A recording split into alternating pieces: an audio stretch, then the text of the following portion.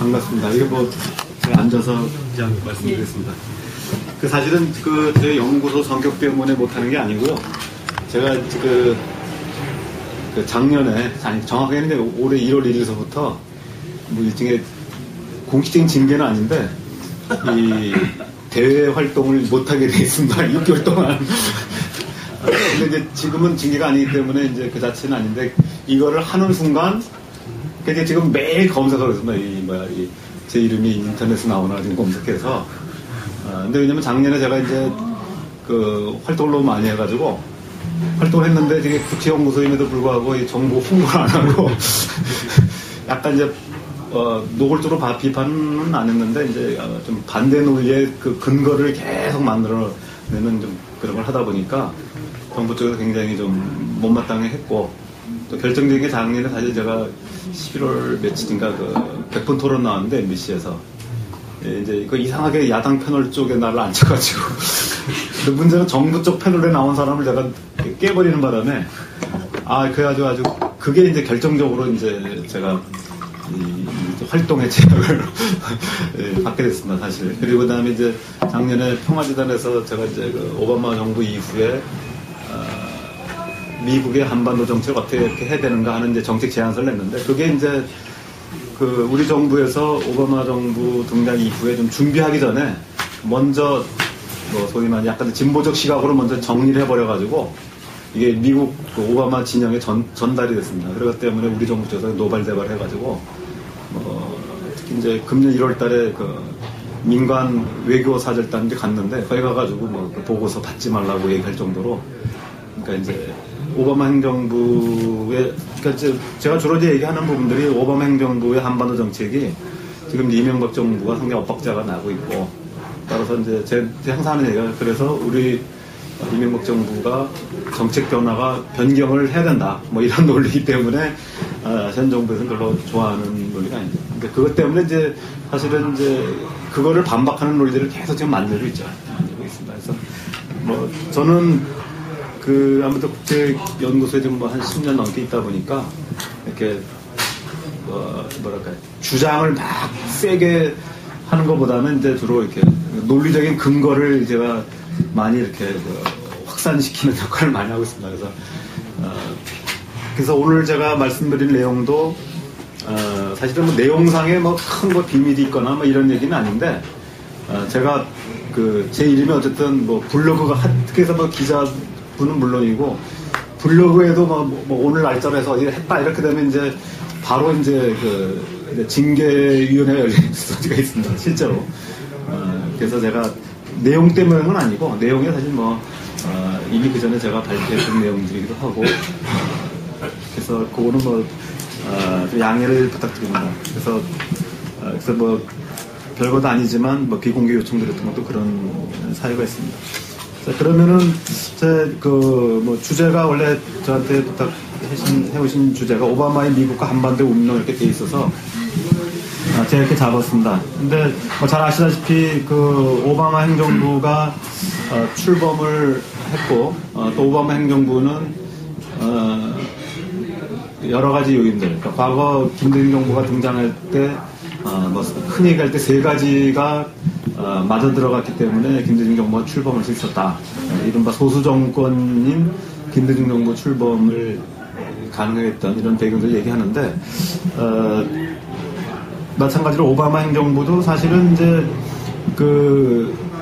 미국이 역사 유례 없는 이런 금융위기가 아니었다면 사실 흑인 출신이 되기가 어려웠고 또 힐러리도 마찬가지입니다. 힐러리조차도 사실은 여성이 대통령 후보로 나온다는 것도 굉장히 이례적이었고 이것은 기본적으로 이제 미국의 금융위기가 이미 시작이 되고 있었고 또 하나는 또 미국의 이제 8년 주기로 대통령들이 이제 거의 이제 민주당이 사실 4년 전에도 거의 될 뻔하다가 안 됐잖아요. 표는 더 많이 얻었었고 그래서 이런 부분들을 봤을 때 사실 이제 전반적인 미국 내의 국민들의 여론이 약간 이제 진보적인 이런 분위기들이 이제 많이 형성이 되고 있었습니다. 그래서 어떤 의미에서 보면은 미국 내의 국민적인 분위기가 보수에서 진보로 옮겨가고 있었고, 여기에 이제 금융위기, 서브프라임 모기서부터 시작돼서 결국 금융위기까지 오면서, 이제는 이제 민주당 후보의 소수파 인물, 여성이든 흑인이든 이런 사람이 나와도 가능성이 있겠다라고 하는 것 때문에 사실은 힐러리라든지 오바마가 나올 수 있어서 생각합니다. 그래서 결국은 그래서 오바마가 당선되는데 오히려 그 맥케인한테 이긴 것보다는 민주당 당내에서 민주당 주류파인 힐러리한테 이긴 게 더 이변이라고 볼 수 있다면 이변이라고 할 수 있는 거죠. 그래서 잘 아시다시피 그 힐러리의 그 남편인 클린턴 대통령이 지금 미국에서 몇 번째 꼽힐 정도로 이제 인기 있는 대통령이었고 또 성공한 대통령이라고 볼 수 있기 때문에 그런 면에서 그 민주당의 상당히 어떤 대의원의 다수를 사실은 힐러리가 이미 확보하고 있었던 거죠. 그런데 이거를 이제 역전시킨 것은 이제 오바마의 개인적인 능력도 상당히 작용했다 이렇게 볼 수 있습니다. 그래서 아까도 말씀드렸지만 우리가 이제 오바마의 미국을 주목하는 이유는 항상 이제 우리나라의 어떤 그 정부의 어떤 정책 성격과 미국 정책이 엇갈리는 바람에 여러 가지 한국 정부가 어려움을 겪었는데 지난 과거 정부를 보면은 클린턴 행정부가 좀 리버럴한 그러니까 우리 이제 자유주의적이라는 거는 좀 다르죠. 그러니까 리버럴한 정부였다고 한다면 김영삼 정부가 보수적이었고 이게 엇갈리면서 사실은 90년대 초반에 한미 관계가 상당히 악화됐고 그래서 이른바 이제 통미봉남이라고 하는 것도 나온 것도 사실 미국이 한국 정부와 마찰 때문에 북한하고 직접 협상을 하고 우리 정부가 고립되는 이런 부분들이 나왔던 것이죠. 그 다음에 이제 김대중 정부가 들어와서 클린턴 정부와는 사실 굉장히 밀어낼 관계에 있었고 그것이 98년 대북 포용 정책이 안정적으로 추진될 수 있는 조건이 됐고 2000년 남북 정상회담까지 이어질 수 있었다고 볼 수 있습니다. 그러나 또 운이 없이 또 부시 행정부가 들어서면서 김대중 정부와 초기 부시 행정부가 상당히 마찰이 있었고 또 노무현 정부가 이어졌지만 노무현 정부 내내 부시 행정부와 또 갈등 관계에 있었던 게 사실입니다. 근데 이제 우리 정부에서 이명박 정부로 넘어왔는데 이번에는 이제 오바마 정부가 또 등장하게 됩니다. 그래서 이런 엇갈림이 사실은 우리의 대북 정책이나 한반도 문제를 푸는데 사실은 상당히 부정적인 영향을 미칠 수밖에 없다고 생각합니다. 그래서 우리가 이제 오바마의 미국 관심 갖는 이유는 바로 이제 오바마의 성향이 적어도 이명박 정부와는 상당히 다르고 그렇기 때문에 이제 이거를 우리가 어떻게 대응할 것인가 이런 문제가 과제가 되겠습니다. 우선 제가 이제 거기 나눠드린 데는 워낙 양이 많아서 제가 간략하게 몇 개 뺐는데 제가 그냥 말씀만 드리겠습니다. 우선 오바마가 얘기하는 우선 오바마의 정치 철학에 대해서 간단하게 좀 말씀드린다면 오바마의 정치 철학은 새로운 진보주의 이렇게 얘기할 수 있습니다. 이 정치적 중립을 표방하는 내셔널 저널이라는 데서 2007년도 표결을 분석한 게 있습니다. 그래서 2007년도 핵심 표결을 99회를 분석한 결과 오바마가 참석한 66번 가운데 66번 가운데서 65번이 진보적인 표결이었다는 것이죠.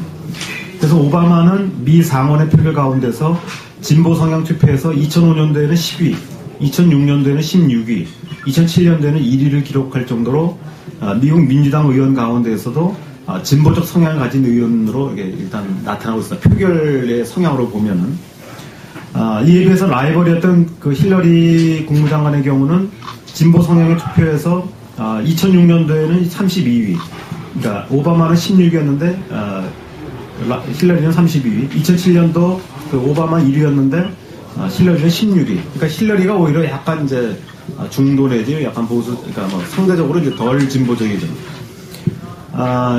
그렇지만 오바마는 미 상원의원과서 가장 진보적 성향을 가졌음에도 불구하고 가장 초당파적인 정치인이라는 것이 이제 총평입니다.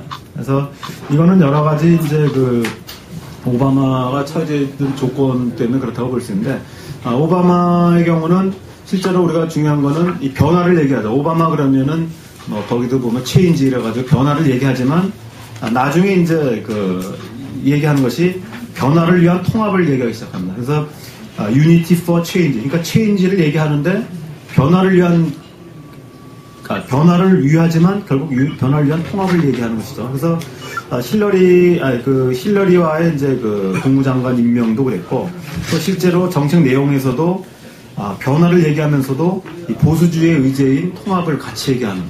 그래서 상당히 이제 아까 말씀드린 투표 상향에서는 상당히 진보적임에도 불구하고 또 실제 정책적인 그 운영에서는 굉장히 그 보수적인, 그러니까 이 통합을 강조하는 이런 부분들을 얘기하고 있습니다. 그래서 우리가 이제 그 링컨이 오바마가 제일 존경하는 사람이 링컨이라고 얘기하는데 실제로 그 출마한 지역도 같습니다. 시카고도 갔고. 그런데 그러면은 재밌는 게 이제 뭐냐면 링컨을 왜 존경하느냐? 우리가 흔히 얘기할 때 우리가 알고 있는 노예를 해방해서 존경한다.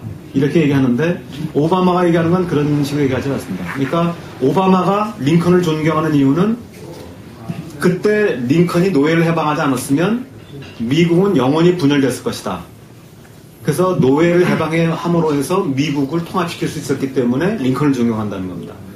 그러니까 조금 더 뉘앙스가 다르죠. 그러니까 우리가 얘기하는 순수한 진보적인 이상을 추구하는 뭐 노예 해방 이게 아니고, 그러니까 어떻게 보면 미국이라는 애국주의, 국가주의라고 하는 바탕에 깔려 있는 거죠. 그러니까 미국이라고 하는 이런 그 하나의 주, 그러니까 그거를 유지하기 위해서 노예 해방이라고 하는 필요한 일을 했기 때문에 미국을 분열시키지 않고 남부 북부가 분열된 하나의 그 미국을 미합중국이 만들어질 수 있었고 유지될 수 있었다.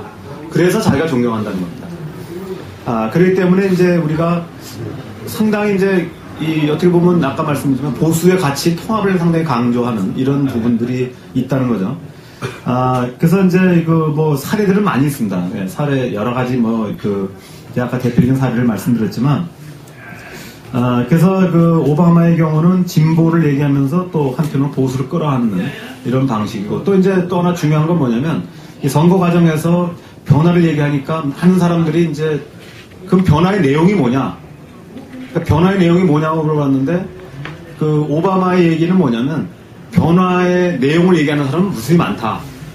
근데 문제는 뭐냐면 변화를 많은 정치가들이 얘기하지만 이 변화를 지속적으로 끌고 갈 수 있는 그런 정치력을 가진 사람은 없었다. 그러면서 오바마가 얘기하는 거는 그러면 변화를 지속시킬 수 있는 힘, 그게 뭐냐? 바로 희망이다. 그래서 이제 그 유명한 자기 저서가 있죠. 그러니까 담대한 희망. 그러니까 변화의 동력은 바로 희망이라는 겁니다. 그래서 이제 이게 이제 뭐 나중에 비판도 많이 받습니다. 그러니까 뭐냐면 처음엔 좋은데 나중에는 도대체 어떻게 변화할 건지, 지금 사실은 오바마의 지금 약점으로 잡히고 있는 게 그겁니다. 그러니까 희망을 얘기하고 지금도 계속 통합도 얘기하고 희망을 얘기하는데 어떠한 변화냐라고 하는 내용에서는 사실은 약간 이제 좀 모호한 측면이 있고, 그러다 보니까 예를 들면 외교안보 정책에서는 그냥 힐러리한테 그냥 그 팀에 맡겨버리는 이런 부분도 나타나고 있습니다. 그래서 실제로 그 중간 과정에서 또 힐러리도 많이 공격을 했고, 그러니까 본인의 성향은 진보적인 것 같은데 실제로 정치를 운영하는 과정에서는 상당히 보수파들도 끌어들이고, 이런 굉장히 통합의 정치, 또 이 변화에 대해서는 어떤 변화의 내용을 구체적으로 밝히는 순간 반대파들이 생기고 논쟁이 생기는데, 이 사람은 변화를 얘기하면서 희망을 얘기하기 때문에 어떻게 보면 두리뭉술이라고도 볼 수도 있고, 또 하나는 그만큼 이제 미국 국민들이 변화에 대한 열망은 기본적으로 가지고 있었고, 다만 변화의 내용에 대한 합의를 이루지 못하고 있었는데, 이런 부분에 대해서 저 희망이라고 하는 그 메시지를 전달하면서 그걸 일단은 묶을 수 있었다는 것이죠. 그래서 많은 유권자들이 흑인뿐만 아니라 또 소수민족뿐만 아니라 백인까지도 열광하는 이런 모습을 이제 보여줬습니다. 그래서 뭐 오바마의 경우 우리가 이제 미국 정치 과정을 조금 더 보면은 우리가 90년대 들어와서 사실 이제 클린턴이 이제 몇 년, 92년도에 집권하죠. 92년에 집권하면서 이 94년도에 그러니까 하원이 2년마다 하니까 그 하원에 이제 94년도에 긴그리치라는 사람이 이제 하원 의장이 됐습니다. 그래서 이제 미국의 정치사에서 보면 긴그리치 혁명이라고 하는데 우리나라에서 이제 번역도 되어 있습니다. 이 보수 진영에서 번역을 하죠. 근데 이 긴그리치 혁명이라는 게 뭐냐면 이 사람이 그러니까 지난 4년 내지 5년, 한국으로 치면 5년 내지 10년 동안 한나라당이 했던 거랑 비슷하다고 보면 돼요. 모든 부분, 그러니까 클린턴이 했던 부분을 좌파라고 계속 공격을 하면서 각을 세우기 시작했어요. 그래서 과거에는 미국이란 나라가 사실 유권자들이 그 보수 진보가 명확하게 나눠지지 않았었는데 92년, 94년도에 긴그리치가 하원 의장 되면서 그 클린턴 정부를 공격하면서 계속 그 각을 세워서 공격을 했습니다. 그래가지고 96년도 맞나 그래요. 96년도 상원에서 그러니까 2년마다 또 하원도 선거하니까 그래 그때 뭐냐면 상하 양원을 공화당이 장악을 했어요. 처음으로. 그러니까 행정부는 클린턴인데 상하 양원은 그 공화당이 장악하는. 그래서 이제 그걸 긴그리치 혁명이라고 하는데 그게 아주 굉장히 재미를 본 거죠.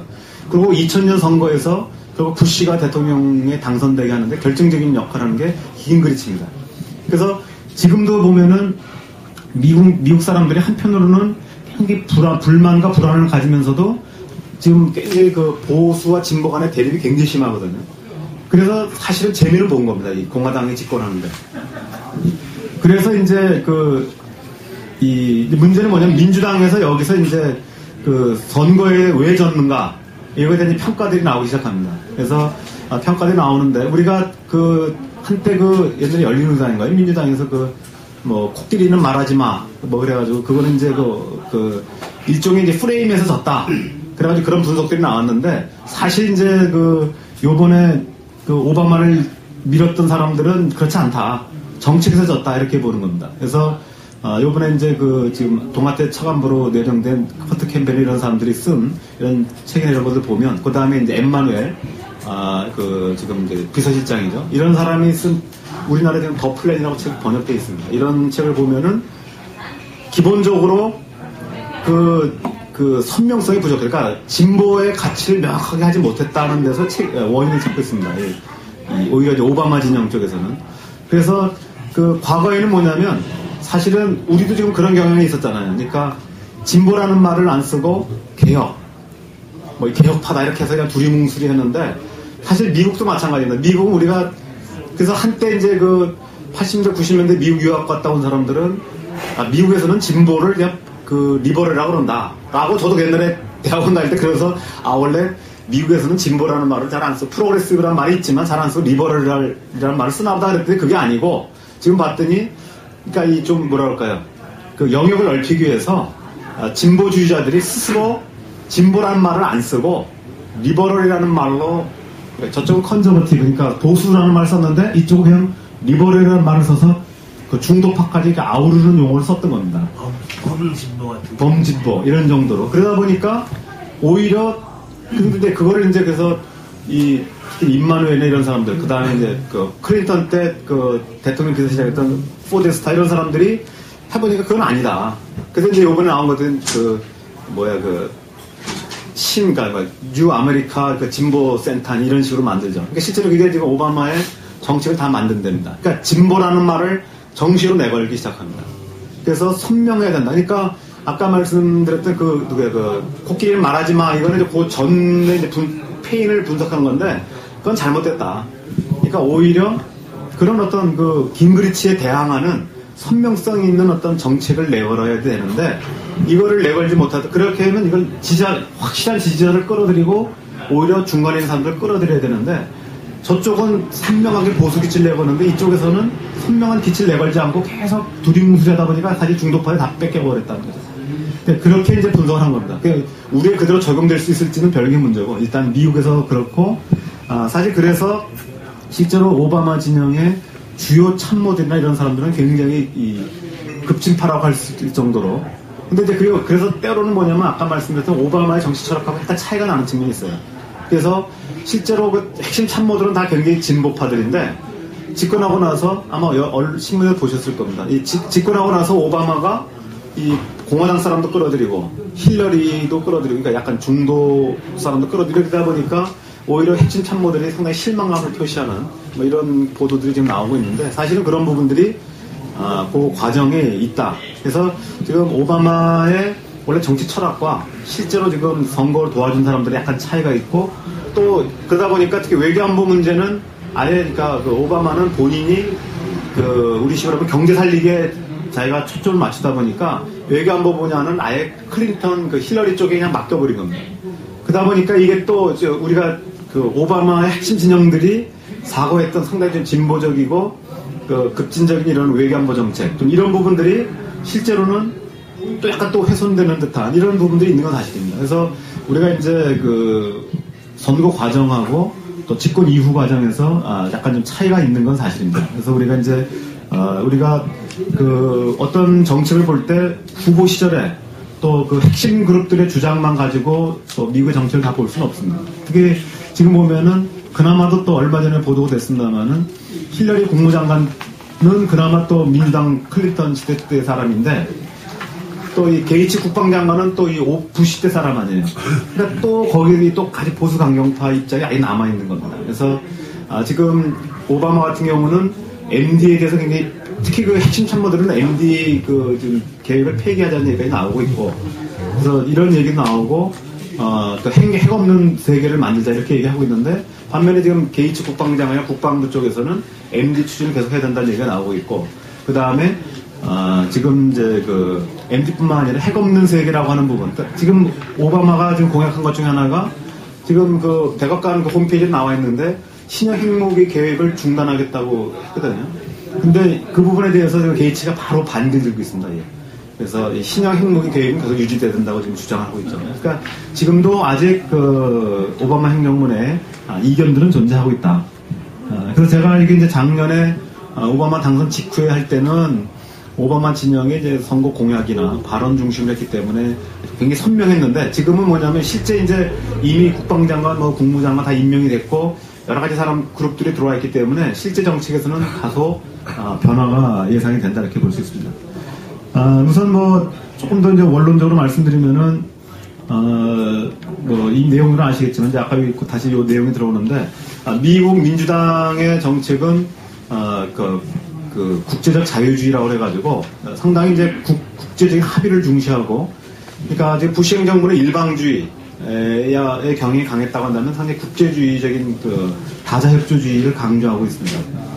그래서 민주당 같은 경우는 이제 기본적으로는 국제협조주의를 하고, 특히 이제 민주당 같은 경우는 사실은 대외 정책보다는 국내 정책에 더 관심을 많이 가지고 있습니다. 그래서 국내 정책 쪽에 관심을 갖다 보니까 상대적으로 대외 정책 분야는 좀 소홀하다 이렇게 볼 수 있는데, 민주당 정책은 크게 이제 그 제가 여기 나왔듯이 트루만형과 카터형 이 두 가지를 말씀드릴 수 있는데, 이 트루만형은 이제 아시다시피 트루만 독트린으로 유명한 1900 옛날에 그 47년 트루만 독트린으로 유명하니까 그 당시에 이제 대통령인데, 그 2차 세대를 끝냈고 또 전후 그 유럽에서의 무슨 계획이에요? 그러니까 그 마샬 플랜을 이제 그 기획하고 그런 건데, 트루만 같은 경우는 사실은 그 경제를 강조하면서도 상당히 군사력에 대한 그 중시를 하는 사람입니다. 그래서 그렇다고 한다면 카터 같은 경우가 대표적으로 이제 많이 그 미국 내에서도 이제 보수파들의 공격 대상이었는데,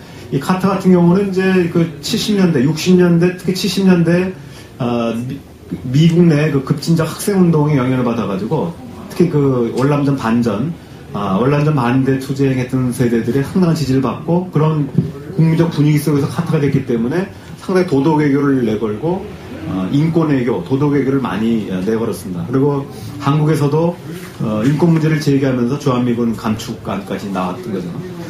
반면에 트루만 같은 경우는 도덕이나 이런 걸 강조하면서도 동시에 군사력을 강조하는 이런 부분인데, 이 두 경향들이 이제 미국 내에 민주당 내에 큰 흐름들이 있는데, 사실 오바마의 그 노선을 보면은 전형적인 트루만형이라고 볼 수 있습니다.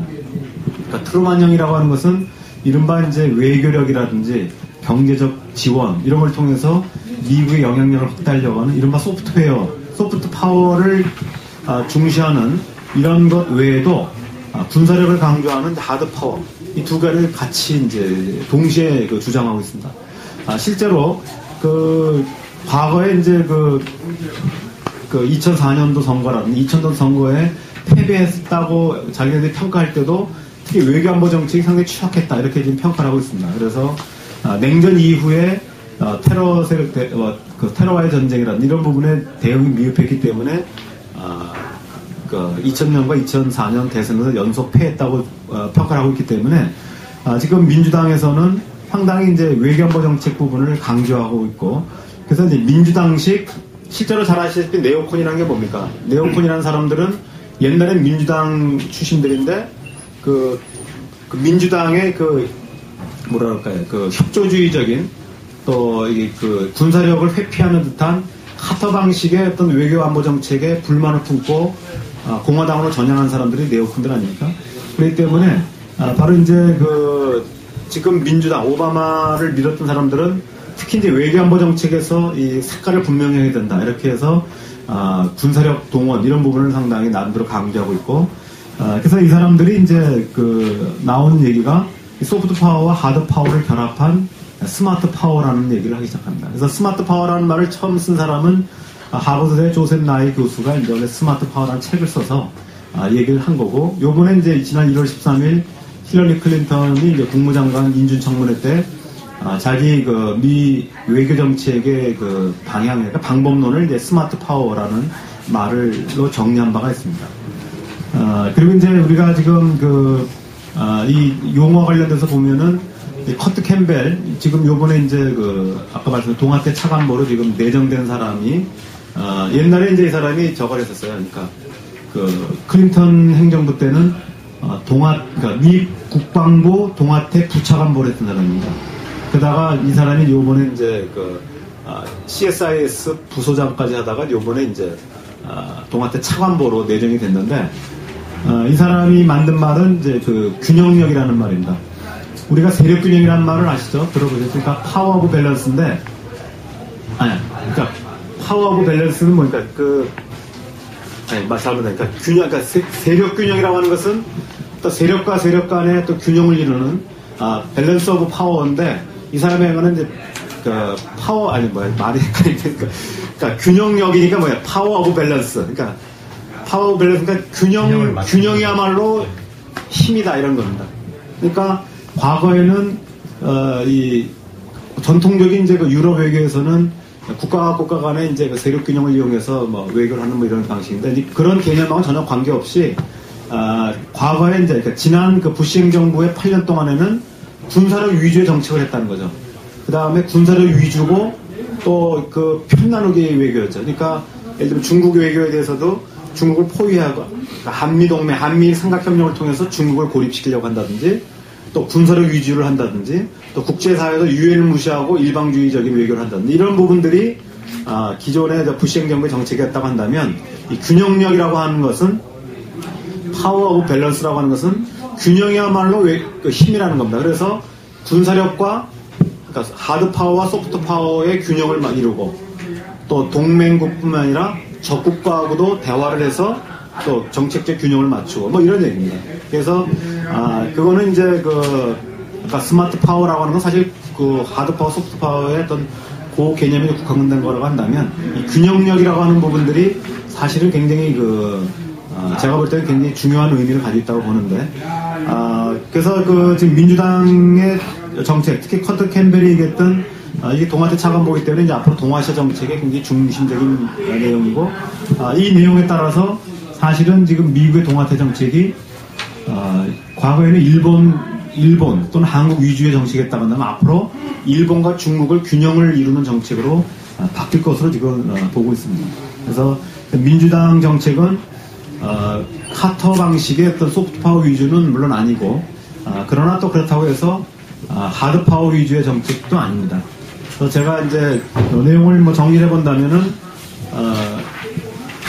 과거에 이제 지난 8년 동안에 민주당에서 부시 행정부의 정책을 비판할 때 쓰던 얘기가 있습니다. 그러니까 부시 행정부는 북한에 대해서 악의 축이다 또는 불량 국가다, 악의 축이다 그래서 선제 공격 독트린까지 이제 했단 말이에요. 그러니까 2002년 6월 달에 웨스트 포인트 연설을 통해서 부시 행정부가 악의 축 국가에 대해서 선제 공격도 가능하다라고 하는 선제 핵 공격 독트린을 발표한 바가 있습니다. 사실 그게 결정적으로 북한의 핵 무장하는 직접적 계기가 됐다고 볼 수 있죠.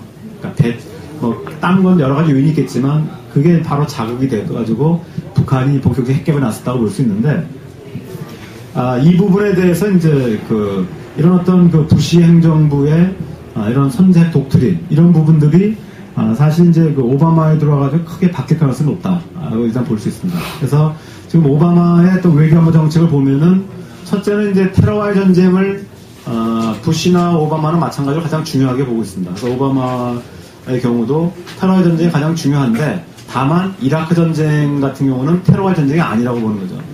그러니까 이미 드러났습니다만은 이라크가 대량 살상 무기를 개발했다고 하는 이런 의혹이 미 이라크 정보위원회 조사의 결과 사실이 아닌 것으로 드러났고, 따라서 이라크 전쟁은 잘못된 전쟁이라고 하는 것이 이제 중론이고, 그래서 지금 그 오바마는 이라크에서 16개월 안에 모든 미군을 철수시켜서 이거를 아프가니스탄으로 지금 전환 배치하겠다고 하는 것이 기본적인 목표입니다. 자, 두 번째, 그러면 이제 이라크 전쟁을 16개월 안에 조기 종식시키고 아프간으로 이제 몰두하는데, 이 아프가니스탄의 이제 그 전력을 이제 증강 배치하는데, 문제는 아프가니스탄이 이렇게 만만한 데가 아닙니다. 그러니까 지난 79년도에 러시아가 침공해가지고 10년 동안 거기서 호적거리다가 결국은 그 패퇴했거든요. 그래서 이제 그 미국이 지금 다시 들어가 있는데, 당시에 보면은 당시 그 소련군 참모부가 아프간 전쟁을 승리하기 위해서는 약 45만 명의 러시아군이, 그러니까 그 당시 소련군이 필요하다고 제안했는데, 실제로는 10만 명 정도가 들어갔답니다. 최대 한 13만 5천 명인가가 들어갔고, 평균 한 10만 명이 주둔했는데, 그럼 지금 아프가니스탄에 미군이 얼마 주둔? 한 5만 몇 명이 들어가 있고, 나토군까지 해서 한 8만 명 정도 들어가 있습니다. 그래서 실제로 이 상태로 가면은 사실은 아프가니스탄 전쟁에서 미국이 승리할 가능성이 없다는 게 중론입니다. 제가 이제 사실 여기 오기 직전에 지금 국방연구원에서 아프간 파병 문제 비공개 세미나에 있어서 내가 갔다 왔는데, 지금 거기서도 지금 이제 미국이 아프가니스탄 전쟁을 수행하는 목표가 뭐냐. 첫째는 완전 점령이냐. 두 번째는, 일단은 그 카불 정부, 지금 이제 새로운, 그러니까 아프가니스탄 정부가 안정적으로 정권 유지할 정도만 해놓고 체면 유지만 하고 빨리 빠져나온 거냐. 아니면 셋째로 적당히 있다가 한 5, 6년 정도 주둔하다가 적당하게 그냥 빠져나오는 거냐. 그러니까 그냥 명예롭게 그 작전상 후퇴하는 식으로 빠져나올 거냐. 이런 논란이 될 정도로. 근데 한 번도 지금 아프가니스탄을 전 지역을 점령한 사례가 없답니다. 그러니까 옛날에 영국이 아프가니스탄에 들어갔다가 결국 패퇴하고 나갔고, 지금 러시아도 지금 패퇴했고, 지금 미국도 승리할 가능성이 없다는 게 거의 중론입니다. 그래서 지금 아마도 잠정적인 결론은 아프가니스탄 전쟁은 미국이 승리하기 위한 전쟁이라기보다는 결국 카불 정권, 지금 이제 그 북부 동맹이 주축이 된 이 정권을 안정적인 기반으로 만들고, 그러고 나서 적어도 한 5, 6년 내에 철수하지 않겠냐, 이런 얘기들이 나오고 있는데, 근데 지금 이제 잘 아시다시피 빈라덴이 지금 아프가니스탄이 근거지를 하고 있다고 하지만 사실은 아프가니스탄에 있는 것이 아니라 실제 파키스탄에 지금 살고 있거든요. 그러니까 미국도 물론 알고 있습니다. 근데 그 지역이 워낙 험난한 지역이고 거의 곤륜산맥이거든요. 옛날 중국식으로 하면 7,000m 높이 높은 산이 200여 개가 지금 밀집된 지역입니다. 그래서 동굴이 지금 수천 개가 있고, 작년에 프랑스 외인 부대가 50명이 거기 고립돼가지고 몰살당한 그런 점. 그래서 실제로 전투로 해서 승리할 수가 없는. 지금도 아프가니스탄의 70%가 지금 탈레반 쪽이 지금 다시 장악하고 있다고 그러거든요. 그러니까 지금 한 10만 명 정도의 군대를 가지고는 요충 지역 외에는 점령할 수가 없다는 거예요. 그러니까 점령은 애당초 불가능하다는 것이죠. 그래서 지금 그런 상태에서 지금 미국의 전쟁 목표는 명시로 얘기하고 있지는 않지만, 지금 이라크에서는 4천 몇 명이 죽었는데 발표하지만 아프가니스탄에서는 죽은 사람 숫자를 절대 하나도 공개를 안 하고 있거든요. 전황을 공개를 안 하고 있습니다, 미국이. 그 정도로 지금 굉장히 이제 어려운 상황이고, 지금 우리 지금 재파병 얘기가 논의되고 있는데, 어쨌든 지금 탈레반을 이제 알카에다를 이제 소탕하기 위해서 아프가니스탄에 이제 전력하겠다는 거고, 근데 아프가니스탄을 공격하기 위해서는 반드시 파키스탄을 같이 쳐야 된다고 하는 게 지금 미국의 생각입니다. 그래서 지금 파키스탄하고 지금 아프가니스탄을 같이 지금 칠 가능성이 높은데, 파키스탄이 그러면 어떤 관계가 있냐? 지금 아프가니스탄에 우리가 흔히 얘기하는 아프가니스탄에 종족이 있습니다. 아프가니스탄인이 한 1,800만 명이 살고 있는데, 같은 종족인 사람들이 지금 파키스탄에 1,100만 명이 살고 있답니다. 근데 원래는 같은 지역에 살고 있는 사람들인데, 워낙 아프가니스탄이 전략적 요충지다 보니까 옛날에 영국이 그냥 가운데를 분할해버린 거죠. 그래서 나머지 파키스탄에 줘버린 겁니다. 그래서 지금 나라로는 지금 파키스탄이지만 사실 파키스탄 쪽이 거의 험난한 곳이 더 많기 때문에 여기에 이제 빈라덴이 이런 쪽이 지금 알카에다 근거지가 거기 있다는 것이죠. 그래서 지금 미국이 지금 생각하고 있는 것은 파키스탄의 원조를 가하고 군사 정권을 강화시켜가지고 이를 통해서 그 아프가니스탄 그 반군들을 지금 몰아내겠다 이런 구상을 가지고 있습니다. 그래서 지금 우리 정부의 지금 파병 요청을 공식하고 있지는 않지만 지금 지난번에 누구죠? 이용준 차관보가 지금 아프간 다녀왔고 지금 국방부에 검토하고 있는 걸 알고 있습니다. 그래서 아마도 이제 앞으로 미국이 이 문제를 이제 우리 정부에 공식적으로 제기할 것이다. 근데 이제 과연 이제 우리 정부가 어떻게 할 것이냐 하는 것이 이제 논란이 될 수 있고요. 그 다음에 이제 또 하나는 이제 핵 문제입니다.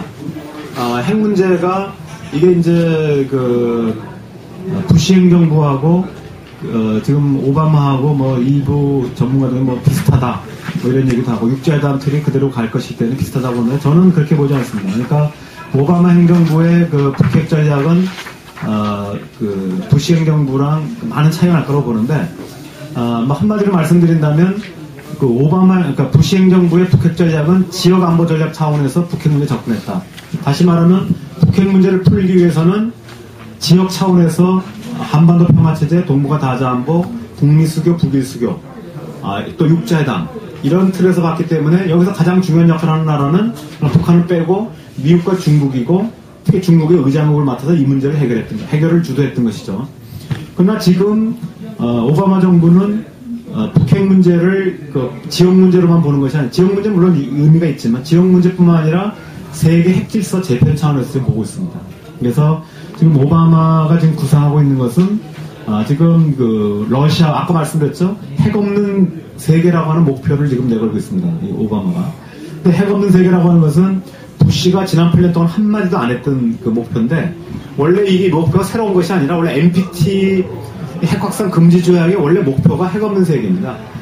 이거를 다시 부활시키는 것이 이제 오바마인데 이 배경이 됐던 것은 지난 2007년 11월 달에 인터내셔널 헬더 트리뷴지에 키신저, 페리, 또 누구야, 슐츠 이렇게 해가지고 미국의 전직 국방 국무장관 4명이 공동기금을 통해서 촉구한 게 있습니다. 미 대선 후보들한테 핵 없는 세계를 주장해야 된다. 그 다음에 폭발적 핵금지조약, 핵확산 금지조약에서, 핵실험 금지조약에서 CTBT라고 아마 들어보셨을 겁니다. CTBT 조약을 비준해라. 그래서 다시 말하면 추가적인 핵실험 하지 못하도록 미국도 동의해야 된다는 이제 주장을 한 건데 이 부분에 대해서 지금 오바마가 정책을 추진할 가능성이 매우 높습니다. 그래서 지금 이제 뭐냐면 이란의 핵 문제, 지금 미국이 제일 골치 아픈 게 이란의 핵 문제하고 북한 핵 문제인데 지금 이란 정부가 지금 상당히 좀 정책 격변기에 와 있습니다. 지금 오는 6월 되면은 이란 대선이 지금 예고되고 있는데 이란 대선에서 지금 개혁파와 보수파 간에 지금 굉장한 치열한 지금 이제 격돌이 벌어지고 있는데 지금 아흐마디네자드 현재 이름이 좀 깁니다. 아흐마디네자드 현재 이란 대통령이 상당히 핵 개발에 대한 집착을 가지고 있고 보수 강경파입니다. 그다음에 이제 뭐죠? 갑자기 무슨 지난번에 대통령 했다가 이제 떨어진 개혁파 아타미 갑자기 죄송합니다. 이름이 낯설어가지고.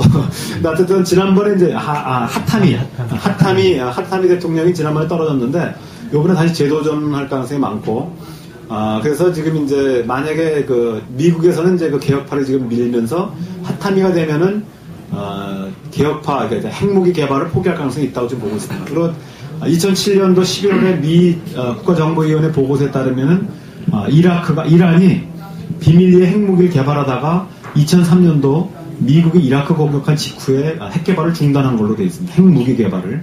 다만 이제 핵연료를 위한 우라늄 농축은 계속하고 있죠. 그래서 지금 미국의 목표는 문제는 뭐냐면 지금 이란이 2020년까지 원자력 발전소 20기를 돌리려고 생각하고 있어요. 근데 이 원자력 발전소의 원료가 전홍축 우라늄이거든요.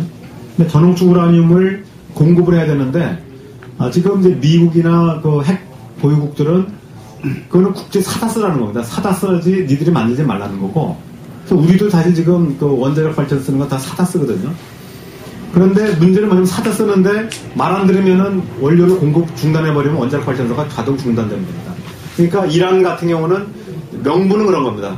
우리가 지금 이제 금년에 이제 완공돼서 조만간 이제 원자력 발전소 하나가 이제 가동되고 또 몇 년 뒤에 또 개동돼서 지금 아무튼 순차적으로 해서 총 2020년까지 20기를 지금 만들고 있어요. 네, 계획을 세우고 있는데 그럼 어마어마한 이제 그 핵연료가 필요한데 이 핵연료를 자급자족하겠다는 게 이제 이란의 목표입니다. 근데 미국은 뭐냐면 자급자족하다 보면 여기다가 살짝 오차가 있기 때문에 살짝 숨겨가지고 예를 들면 25kg 정도면은 우라늄 농축 우라늄 25kg 정도면 원자력 핵무기 하나가 만들어지거든요. 그러니까 이게 슬쩍 감춰서 핵무기를 만들 수 있다고 보는 겁니다. 그래서 지금 못하게 하고 있는 거고 이게 지금 이란 핵 문제 핵심이거든요. 그러니까 원자력 발전을 하지 말라는 것이 아니라 원자력 발전을 가동하는 데 필요한 핵 연료를 미국은 뭐냐면 사다 쓰라는 거고 이란의 경우는 니들이 안 팔면 어떡하냐. 마음에 안 든다고 요즘 경제 제재 차원에서 안 팔면 어떻게 되냐. 이래가지고 이제 킬갱을 벌이고 있는 건데 이거에 대한 대안으로 지금 오바마는 국제 핵연료 운행을 이제 제안하고 있습니다. 지금 사실 북한도 지금 우리가 이제 경수로를 지금 뭐 짓다가 말았지만 경수로가 완공되고 또 문제가 뭐냐면 경수로에 필요한 연료가 또 그 전홍축 우라늄이거든요. 이걸 이제 북한은 자기네가 이제 실험용 원자료를 가지고 있어요. 그건 알고 있고. 근데 북한에서 계속 그 뭐냐면 실험용 원자료가 있어야 자기네들도 그걸 만드는 거 아니냐 이렇게 하고 있는데 지금 이제 미국에서는 뭐냐면 만들어 쓰지 말라 이거죠. 그러니까 미국 개별적으로 팔면은 아까 말씀드렸듯이 마음에 안 들면 그냥 중단해 버릴 수가 있으니까 아예 공식적인 IAEA 산하에 핵연료 운행을 만들어서 적어도 정치적인 목적으로 핵연료 공급을 중단하는 사태는 없게 만들어주겠다. 이게 지금 이제 미국이 구상하는 거고 이거는 따라서 북핵 문제뿐만 아니라 북핵 문제, 이란 핵 문제를 같이 풀어가지고 하는데 이걸 이제 언제 목표로 하고 있냐면 우리가 이제 NPT 체제는 70년대에 그 발족을 했죠. 65년도 시작해서 70년에 발족을 했는데 이게 5년마다 평가회의라고 있습니다. 5년마다 뭐냐면 NPT 조약을 개정할 때 그때 하거든요. 근데 그 시점이 바로 내년입니다. 그러니까 2010년도에 NPT 조약을 개정을 하게 돼요. 그러니까 지난 4년 전인 2005년도에도 개정을 한번 했습니다. 개정을 했는데 그때 뭐냐면 그 개정한 내용이 NPT 조약이 원래는 25년 한시 조약이었는데 영구적 조약으로 그때 다 동의를 했었거든요. 근데 이거를 이제 다시 5년 지난 이제 내년 2010년도에는 아까 말씀드렸듯이 국제 핵연료 운행을 만들고 그 다음에 북한이 NPT에 복귀하고 또 IAEA 추가 정서에 서명하고 뭐 이런 어떤 그 강화된 조약을 이제 관철시키려고 하는 게 지금 오바마의 목표입니다. 그래서 제가 볼 때 제가 왜 이렇게 좀 이게 전문적인 내용인데 장황히 말씀드렸냐면은 지금 우리 정부에서는 요번에 1월달에 이제 그 민간 외교사절단이 갔을 때도 북미 관계 속도 조절 요구를 했단 말이에요. 그러니까 지금 이명박 대통령이 2차례 걸쳐가지고 북미 관계 개선을 적극 지지한다. 뭐 그것은 남북 관계에도 도움이 될 거라고 믿는다. 이런 아주 이 점잖은 아주 여유 있는 얘기를 했지만 실제로는 뭐냐고 얘기했냐면 북미 관계 개선은 찬성하지만 그것이 반드시 남북 관계 개선에 도움이 돼야 된다. 이런 이제 요구 조건을 했다는 것이죠. 그러니까 무슨 얘기냐? 그건 바로 김영삼 정부 때 그 얘기 했거든요. 김영삼 정부 때 일본이 그 당시 그때 3당 간의 그러니까 일본 자민당과 일본 사회당, 북한의 이제 노동당 간의 3당 간의 협의를 통해서 북일수교 협상을 했었거든요. 그때 이제 김영삼 정부가 내건 그 얘기가 남북 관계 진전 없이 북일 관계가 앞서가면 안 된다는 걸 내걸고 바로 이제 이은혜 사건을 내걸하고 그냥 깨버렸거든요. 그래서 이제 북일 수교도 끝나버렸는데 지금 이제 작년에 뭐 웬일인지 이명박 대통령이 2차례 걸쳐가지고 여유 있는 우리는 뭐 북미 관계 개선을 아주 환영한다 뭐 이런 얘기를 했는데 결국 요번에 가가지고 이제 속내가 드러납니다. 그러니까 그 북미 관계 개선하더라도 반드시 남북 관계에 도움이 돼야 된다. 다시 말하면 북미 관계 개선할 때 협상할 때 남북 관계에 대한 대화 재개를 이제 미국이 요청해 달라는 거죠. 그래서 이런 부분인데 제가 볼 때는 그건 잘 안 될 거라고 봅니다. 아까 말씀드렸듯이 이게 부시 행정부처럼 지역 안보 전략 차원에서 미국이 북핵 문제 접근할 때면 이거는 먹힐 수가 있어요. 왜냐하면 북일수교, 북미수교, 일본도 현재는 보수파이기 때문에 북일수교, 북미수교, 한반도 평화체제, 동거다자 뭐 여기서 사실 한국이 동의 안 하면은 적어도 한반도 평화체제와 동거다자한번은 가동이 안 되거든요. 그렇기 때문에 한국이 나름대로 과거의 노무현 정부도 사실 나름대로 그래서 대미 협상을 가질 수 있었는데 또 일본도 사실 몽리를 부렸던 거 아닙니까? 납치 문제 가지고. 근데 지금 같은 경우는 뭐냐면 지역 안보 차원에서 북핵 문제가 안 풀리면은 미국은 세계 핵질서 차원에서 그걸 가동해버리기 때문에 이 전혀 관계없이 돌아갈 수 있고, 또 하나는 뭐냐면 이게 이제 동아태 지난번에는 이제 동아태국에서 담당했단 말이에요. 힐차관보, 동아태 차관보가 북핵 문제까지 같이 담당을 했는데, 이번에는 아까 말씀드렸듯이 동아태 차관보 그러니까 지역국뿐만 아니라 비확산국에서 같이 개입할 가능성이 높다는 거예요. 아까 말씀드렸듯이 비확산을 세계 차원에서 감당하다 보면 비확산국에서 또 역할을 할 거라고 보거든요.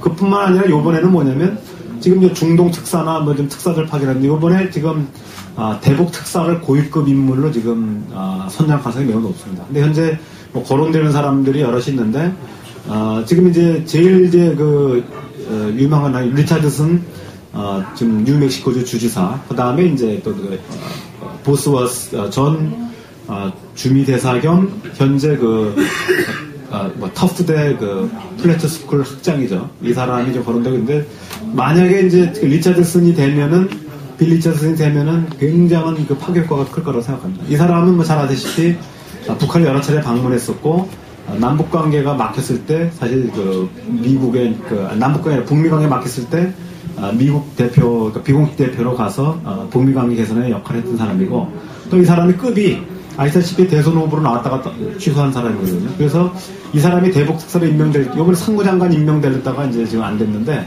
이 사람이 되면은 미 국무장관 힐러리하고 자기 본인은 동급이라고 생각하고 있기 때문에, 만약에 되면은 힐러리의 지위를 받는 구조라기보다는 자기 독자적인 프로그램으로 대북 관계, 북미 관계나 이 북핵 문제를 풀어갈 가능성이 있다고 봅니다. 그래서 이렇게 될 경우는 우리 정부의 희망과 달리 북미 관계가 매우 빠른 속도로 갈 수밖에 없고, 또 북미 관계 빨리 갈 수밖에 없는 또 하나의 이유는 아까 말씀드렸듯이 요번 5월 달에 이제 NPT 예비회담이 열리는데, 아까 말씀드린 내년이 5년 만에 돌아오는 이제 제8차 NPT 평가회의거든요. 5월 달에 이제 아마 뉴욕에서 열 거라고 보는데, 5년 전에도 이제 뉴욕에서 열렸는데, 이때까지 북한을 NPT에 복귀시키고 IAEA 추가적으로 서명을 받아놔야 되거든요.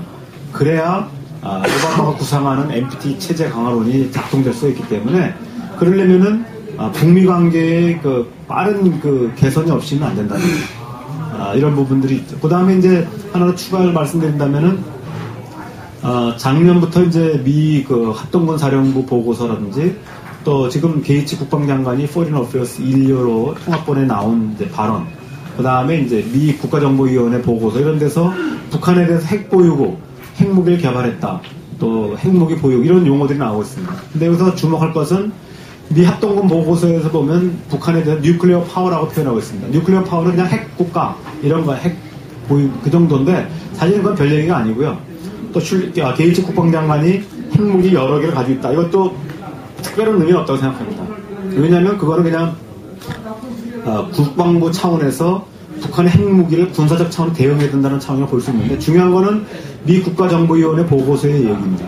북한을 뭐라고 하냐면 뉴클레어 스테이트, 뉴클레어 스테이트, 뉴클레어, 왜 제가 갑자기 그러니까 핵무기 국가 아니야. 뉴클레어, 그러니까 무기가 어떻게 되니까? 뉴클레어 웨폰 스테이트. 죄송합니다. 뉴클레어 웨폰 스테이트라고 표현했거든요. 근데 이게 뭐 영어가 하도 표현이 많으니까 뭐 그게 그런가 싶지만, 사실은 이게 바로 NPT 체제에 나오는 정식 핵보유국을 지칭하는 용어입니다. 그러니까 이 P5라서 퍼머넌트 5라 해서, 아시다시피 미국, 러시아, 중국, 영국, 프랑스를 가리킬 때 쓰는 용어가 뉴클레어 웨폰 스테이트거든요. 근데 요번에 미 국가정보위원회 보고서에서 뉴클레어 웨폰 스테이트라는 말을 정식 썼어요. 그래서 이게 이제 어떤 의도냐, 뭐 이제 논란이 되고 있는데, 제가 뭐 핵 얘기만 하면 또 굉장히, 제가 금년에 이제 계속 특히 1월 달에 핵 문제를 많이 지금 하고 있기 때문에 너무 자세하게 말씀 드릴 수는 있지만 이제 너무 내용이 지루할 텐데, 예를 들면 지금 이제 관건이 뭐냐면 인도 문제입니다.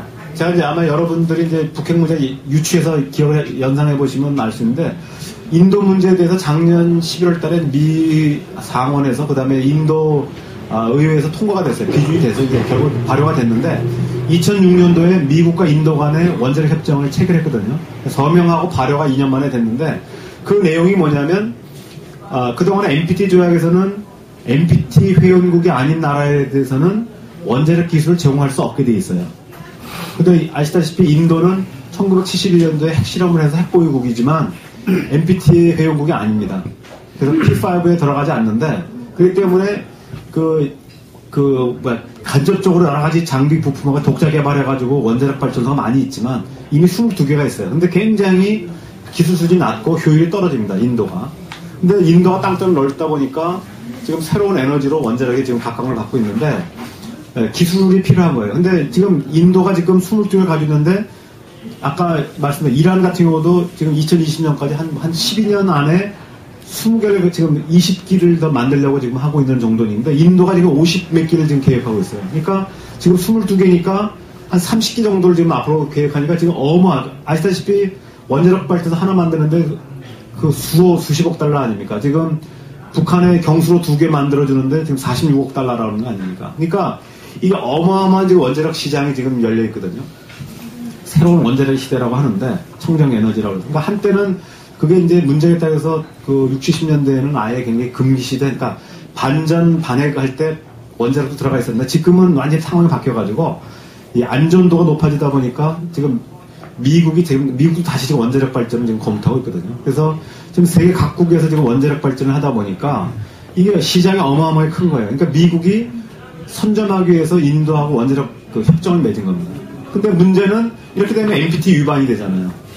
그래서 이제 미국이 만드는 편법이 뭐냐면, 인도가 원자력 발전소가 22개가 있는데, 22기가 있는데, 이 중에서 14기는 민수용이고, 그러니까 전략 생산용이고, 8기가 군수용으로 분류되어 있습니다. 근데 이제 북한도 마찬가지 아닙니까? 군사용은 절대로 공개할 수 없다고 지금 얘기하지 않습니까? 근데, 그러니까 미국이 어떻게 하냐면, 민수용 14기에 대해서는 IAEA에 가입을 해가지고 추가 의정서에 가입해서 사찰을 받게 돼 약속을 한 겁니다. 그러니까 미국의 생각은 뭐냐면 민수용에 들어오게 해가지고 적어도 철저한 사찰을 받게 함으로 해서 확산을 못하게 하겠다는 거죠. 핵 확산을 못하게 하겠다는 게 미국의 의도입니다. 그럼 나머지 8개는 어떻게 되냐?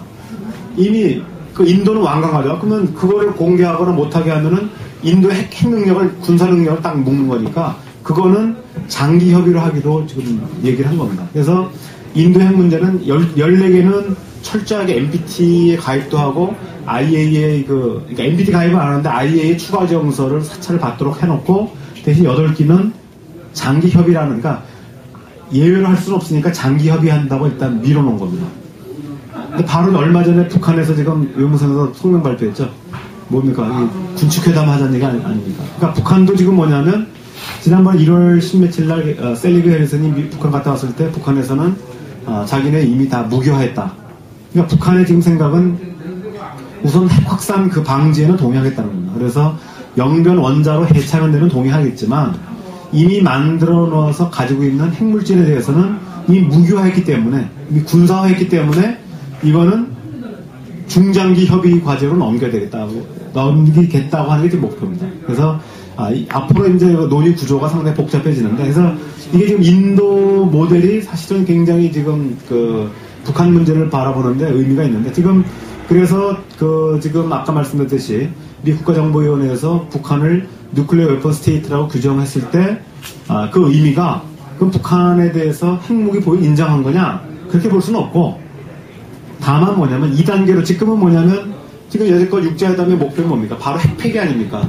근데 그거 지금 핵폐기 3단계 가운데서 2단계까지 왔죠. 동결해서 여기까지 불능화까지 왔는데 3단계가 폐기인데 목표 자체를 뭐 부정하지는 않지만 이거는 장기 과제로 놓고 우선 북미 협의에서 주된 과제는 비확산이 될 가능성이 높다는 겁니다. 그러니까 비확산과 핵폐기 2단계 구조로 다시 갈 것이다. 이렇게 보고 있는 것이고, 이 부분이 바로 인도와 미국과의 원자력 협정의 내용이고, 또 하나는 이제 파키스탄 모델이 비슷한 얘기입니다. 파키스탄이 아시다시피 98년도에 핵실험을 하면서 미국의 제재를 받기 시작했습니다. 그러다가 2001년도에 9.11 테러가 났죠. 테러가 나면서 테러 근거지가 아프가니스탄과 파키스탄 접경 지역이다 보니까 미국이 할 수 없이 파키스탄 군부를 지원해가지고 독재 정권을 지원했습니다. 그리고 핵무기를 보유하고 있음에도 불구하고 또 NPT에 가입하지 않았음에도 불구하고 또 여러 가지 군사 원조를 지원했는데 그러면서 지금 미국이 지금 파키스탄에서 썼던 방법이 뭐냐면 외교 관계를 통해서 미국의 외교관을 파키스탄에 이제 보내가지고 여기서 뭐냐면 이 외교관들이 비확산 쪽을 철저하게 조사한 겁니다. 그래서 잘 아시다시피 미국의 핵 전문가들이 파키스탄에 들어가가지고 뭘 다 밝혀냈습니까? 압둘 칸 박사의 이른바 우라늄 농축 프로그램을 포함한 핵 네트워크를 다 장악을 했죠. 그래서 그게 지금 뭡니까? 시리아 어디에서 다 북한의 우라늄 농축기계 판매한 것들이 다 드러난 거죠. 그러니까 미국 입장에서 보면은 파키스탄이 가지고 있는 핵무기를 폐기하는 데는 성공하지 못했지만 파키스탄하고 외교관계를 맺어가지고 거기 외교관들이 파키스탄에 들어가가지고 비확산을 철저하게 해버린 겁니다. 그래서 파키스탄의 핵 확산을 막은 것뿐만 아니라 파키스탄이 그동안에 전 세계적으로 팔아먹은 우라늄 농축 시설에 대해서 다 조사한 겁니다. 그러니까 지금 미국이 원하는 것도 북미 간에 평양에 외교 대표부를 설치해서 미국 외교관을 보내겠다는 겁니다. 그래서 그 외교관이 단지 무역 거래만 하겠다는 것이 아니라 여기에 들어가가지고 북미 협상을 진행해가지고 그동안 북한이 제3세계 팔았는지 아직 확인된 건 아니면 시리아가 됐든 어디든 북한이 이외 다른 나라에 확산했을지도 모르는 이런 핵물질이나 핵기술 이 부분을 다 찾아내겠다는 겁니다. 그리고 북한이 가지고 있으니까 다시 1차적으로는 북미 관계를 개선하면서 핵 확산을 막고 두 번째는 중장기적으로 핵 폐기로 들어가겠다. 이게 이제 지금 오바마 행정부의 대북 정책이다. 그렇기 때문에 우리 정부의 어떠한 노력이 있겠지만 그럼에도 불구하고 북미 관계는 상당히 빠른 속도로 가는 가능성이 높다. 그 다음에 이건 이제 북미 관계는 아닙니다만은 금년 4월 달에 지금 이제 3월 말이면은 일본 중의원이 이제 정기국회가 끝납니다. 그래서 해산될 가능성이 높은데 아직 확정된 건 아닙니다. 일단 정기국회 끝나면은 지금 4월 달경에 지금 국회 해산 가능성이 높습니다.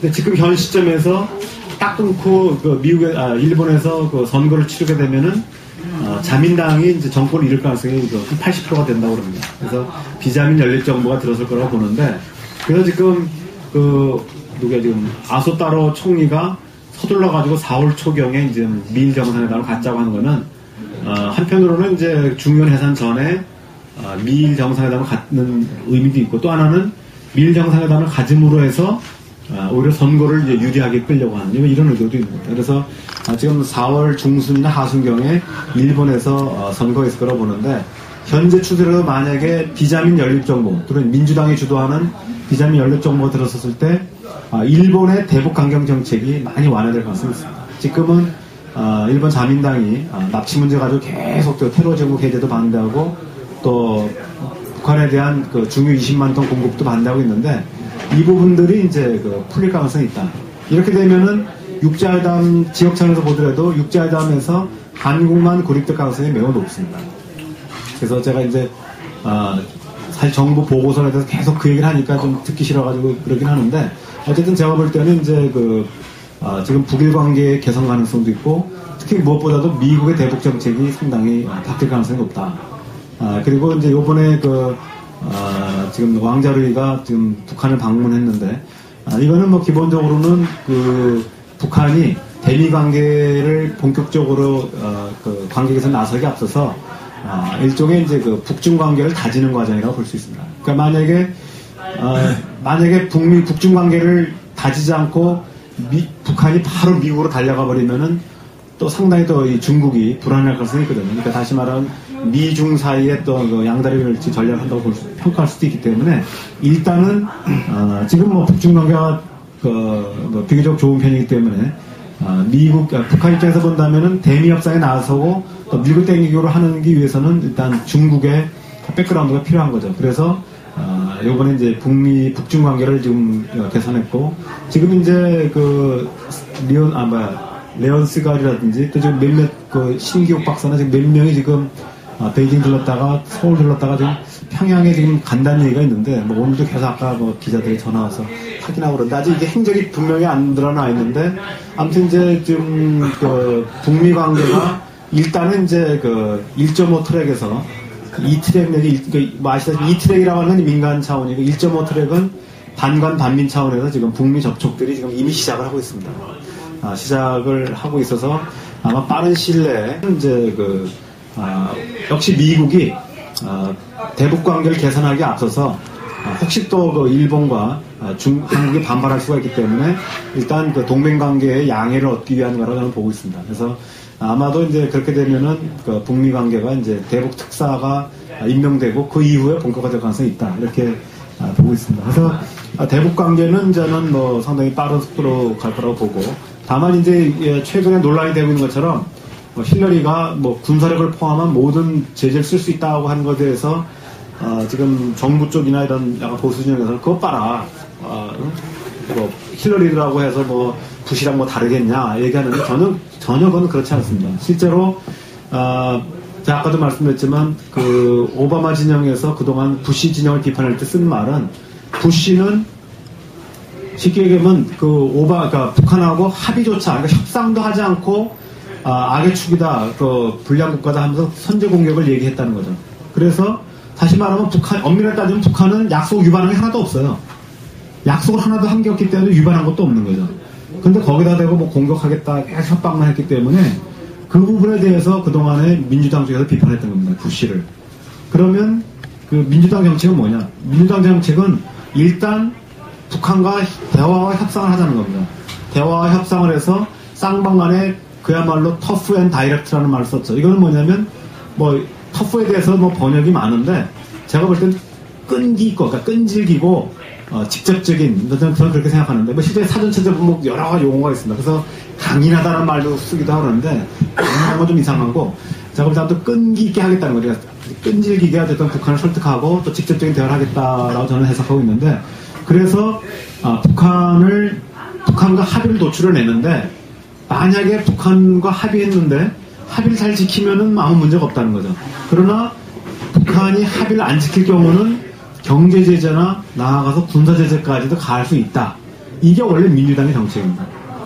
그래서 제가 지난번 아까도 말씀드린 백분 토론에서 할 때도 그런 얘기 했습니다만 실제로 2006년 7월 5일 북한이 7월 5일 맞아. 7월 5일날 북한이 대포동 2호 미사일 발사 실험을 한다고 했을 때 5월달부터 계속 질질 끌어가지고 했거든요.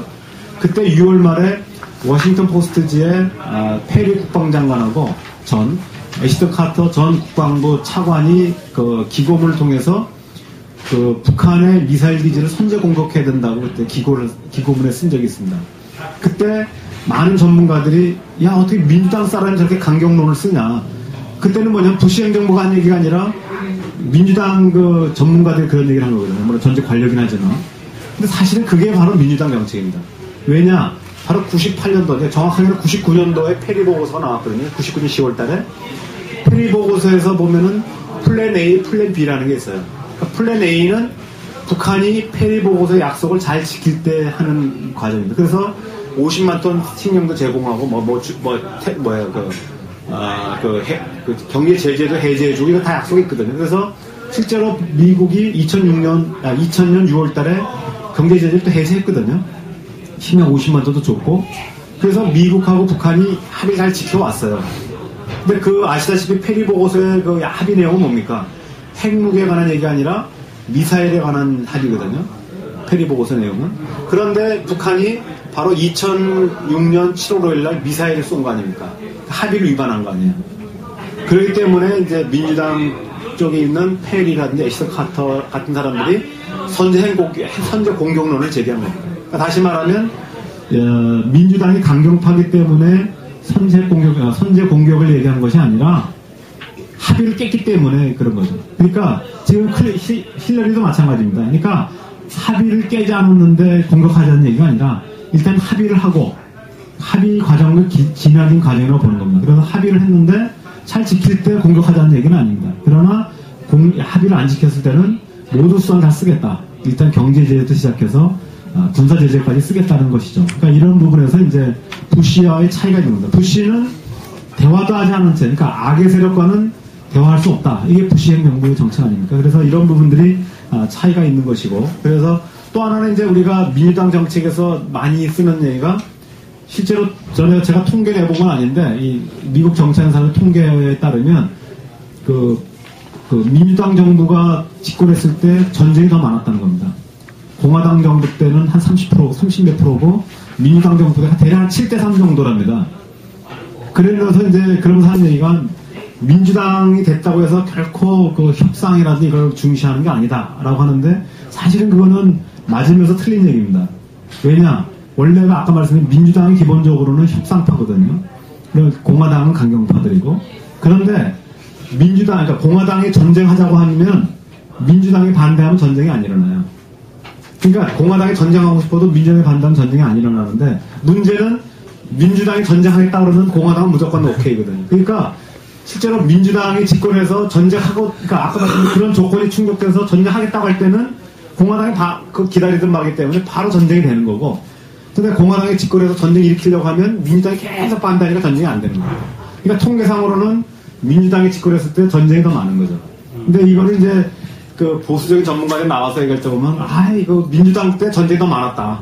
그래서 결코 민주당이 협상파들이 아니다라고 하는 농구를 하는데 그건 사실은 맞으면서 틀린 얘기가 바로 그런 얘기죠. 그래서 이제 그런 그 내용들이 있다는 말씀드리고, 그 다음에 이제 마지막으로 제가 약간 길게 말씀드렸는데, 마지막으로 이제 한미 관계에 대해서, 그러니까 지금 주로 북한과 관련해서 말씀드렸는데, 한미 관계에서 한미 FTA 부분은 뭐 제 전공 분야도 아니고, 잘 아시다시피 지금 뭐 재협상까지는 아마 어려울 거라, 원래 그 협상 다시 하는 건 아마 어려울 거라는데 아마 추가 협상 같은 거는 얘기되는 것 같고, 그 부분은 뭐 제가 전문가가 아니니까 아까 말씀드리고, 한미 관계에서 아까 말씀드렸듯이 지금 한미 간에는 지금 이 부시 행정부 하에서도 상당히 마찰이 많이 있습니다. 특히 이제 동맹 관계에서 기본적인 관계는 군사 관계거든요. 그러니까 한미 동맹은, 그러니까 미일 동맹은 이제 전방위 동맹이라고 포괄적 동맹이라고 한다면, 한미 동맹은 사실 미국 쪽에서 보면은 군사 동맹이 주된 것이고, 그러다가 이제 2005년 그 11월 17일인가요?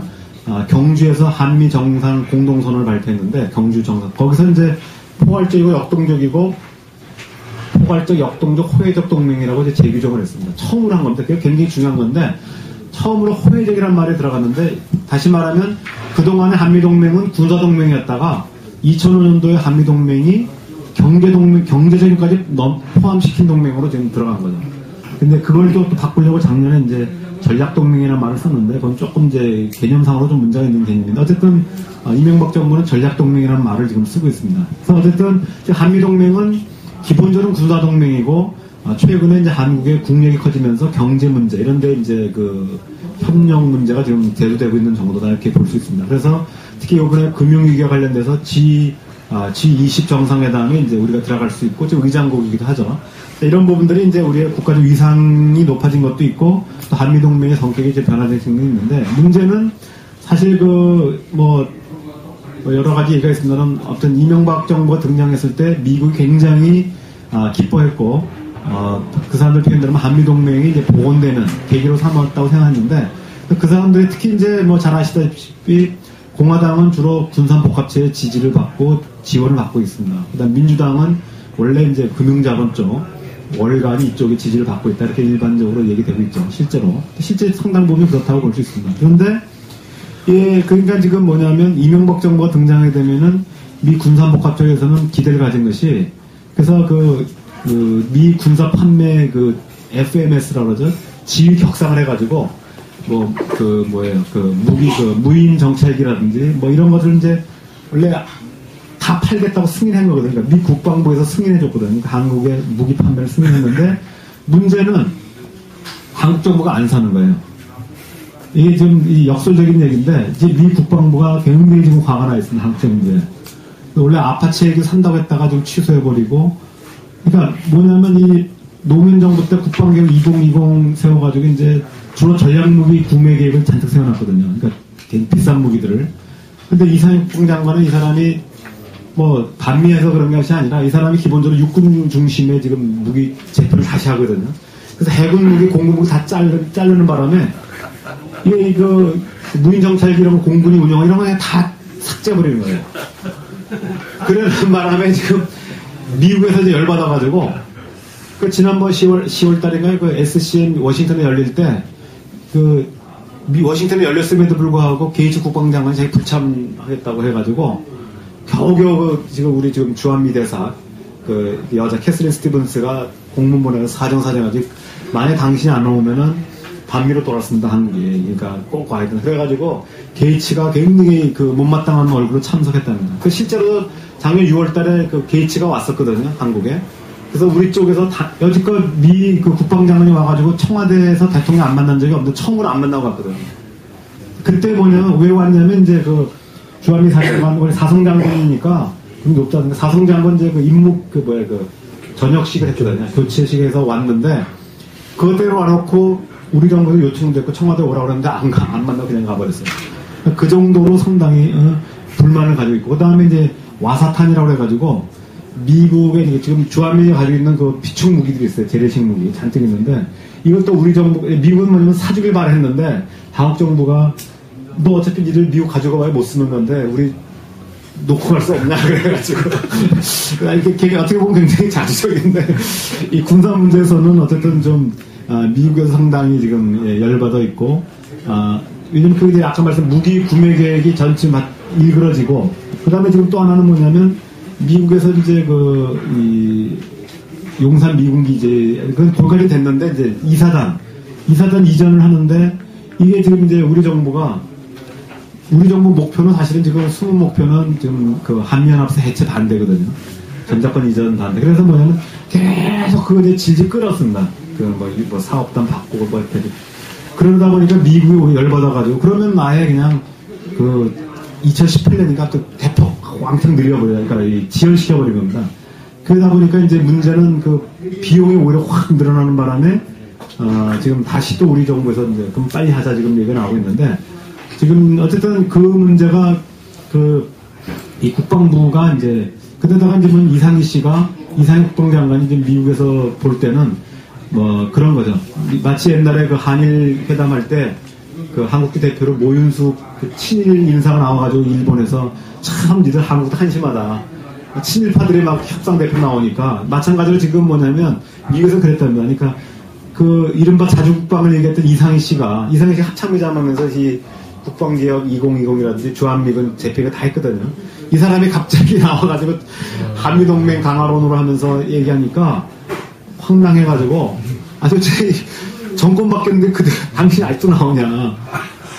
그래서 지금 특히 이제 미 국방부 실무자들은 굉장히 이상희 씨 별로 안 좋아하는데 이 사람이 지금 또 완전히 또 친미 인사로 또 등장해가지고 협상이 나오니까 그래서 그런 것도 있답니다. 이번에 신동아에 보면 자세히 나와 있어요. 2호론가 1호론가 그 특집으로 나온 게 있습니다. 왜 미국이 이 한미 군사관계에 대해서 불만에 대한 내용에 대해서 아파치 문제나 뭐 이런 데서 굉장히 좀 불만들이 나오고 있는데 그런 부분이 있습니다. 그래서 이런 부분들이 좀 과연 이제 그 조정이 가능한가 문제이고 또 하나는 아까 말씀드렸듯이 아프가니스탄 파병 문제입니다. 지금 이제 미국 쪽에서 우리 쪽에 흘리는 얘기는 미국이 요청하기 전에 우리가 선제적으로 제한해 줄 걸 원하고 있어요. 왜냐하면 미국이 요청했다 우리 정부가 논란이 되면은 우리 국내에서 또 반미 여론이 날 것 같으니까 그냥 한국이 선제적으로 해달라고 하는 게 지금 미국의 요청입니다. 근데 문제는 그래서 지금 뭐 국방부는 뭐 전투병 파병서부터 비전투병 뭐 가지고 지금 아까도 보니까 5개 시나리오 가지고 쭉 하는데 문제는 이게 지금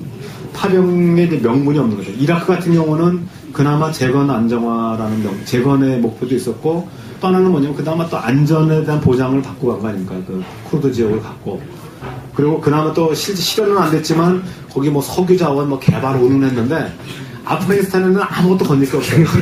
산악지대여가지고 그냥 전략적 요청일 뿐이고 거의 자원도 없고 아무것도 없고 그러니까 지금 이제 근데다가 이 미국 군대를 갔을 때 지금 몰살당할 가능성이 있고 그 다음에 이제 최대 고민은 2007년도에 그 샘물교회 그 23명 빼내오면서 2명은 뭐 죽었지만 어쨌든 빼내오면서 우리 정부 차원에서 다산 동위부대를 철수시켰잖아요. 그리고 재파병 안 했다 약속을 했단 말이에요. 지난 정부긴 하지만 그랬는데 만약에 한국에 파병하게 되면은 상징적으로 한국군을 집중적으로 공격할 가능성이 매우 높다는 겁니다. 지금 그 걔네들이 지금 탈레반이 정부를 운영했던 사람들이어가지고 굉장히 정보망과 이게 굉장히 그러니까 그냥 일반 게릴라들이 아니라 이 정권을 잡았던 게릴라들이기 때문에 지금 게릴라지만 비록 상당한 어떤 그 정보력과 이 국정 운영 능력이 있고 판단력이 있다는 거예요. 그래서 한국이 타깃일 가능성이 있다는 거예요. 그래서 지난번에도 우리가 선발대 보내려고 하다가 국내 언론은 나는 바람에 취소했잖아요. 그럼 바로 테러 공격을 받으니까 그 정도로 문제가 있는데, 그래서 지금 지금 내부에서, 정부 내에서도 뭐 천만장론이 많고, 그래서 지금 아주 가장 이제 일본 현실로는 아예 보내지 말고, 일본은 지금 우리 정부는 2011년까지 1억 달러를 주기로 지금 이미 돼 있어요. 그러니까 우리는 선도적으로 파병 반대를 해야 되겠네. 그래서 오늘 아까 이제 그 하는데 그 심상정 그 누구야? 진보신당 대표도 왔었고, 그 최수찬 전 의원도 왔고, 한나라당도 오고 이제 쭉 왔어요. 그래서 이제 뭐 비공개긴 하지만 그 파병 얘기를 비밀리 하는 그런 건 아니고 이제 그 논의를 하는 그런 자리라고 볼 수 있어요. 근데 어쨌든 이제 미국 쪽에서는 자기네들이 요청할 경우는 반미 여론이 나올 것 같으니까 좀 그런데, 이제 문제는 이게 우려하는 것이 그다가 제2의 촛불 시위가 일어날 가능성 뭐 이런 것들. 그러니까 이제 작년은 경제 문제라고 한다면 이번 안보 문제, 거기다가 이제 지금 뭐 여러 가지 국내 사회 문제까지 이런 더 정치적인 고려 때문에 오히려 언론에서 나온 사람들이 우려를 많이 표명하고, 이 국방부의 사람은 한마디 하면 그 아까 말씀드렸듯이 국방영원에 있는 사람들은 이제 보낸다는 얘기가 주로 주종을 이루고 있었는데, 어쨌든 제가 볼 때는 이제 그 한미 관계에서 뭐 경제적인 문제는 또 별도로 치더라도 이제 대북 정책, 그 다음에 한미 뭐 군사 제조적 문제는 어쨌든 뭐 크게 뭐 표현해야 될 것 같지는 않고, 그 다음에 지금 이제 파병 문제 이런 것들이 될 거라고 생각합니다. 그래서 뭐 여러 가지 제가 장황히 말씀드렸는데 여러 가지 뭐 부족한 거는 뭐 질의응답을 통해서 제가 말씀드리겠습니다. 이상입니다.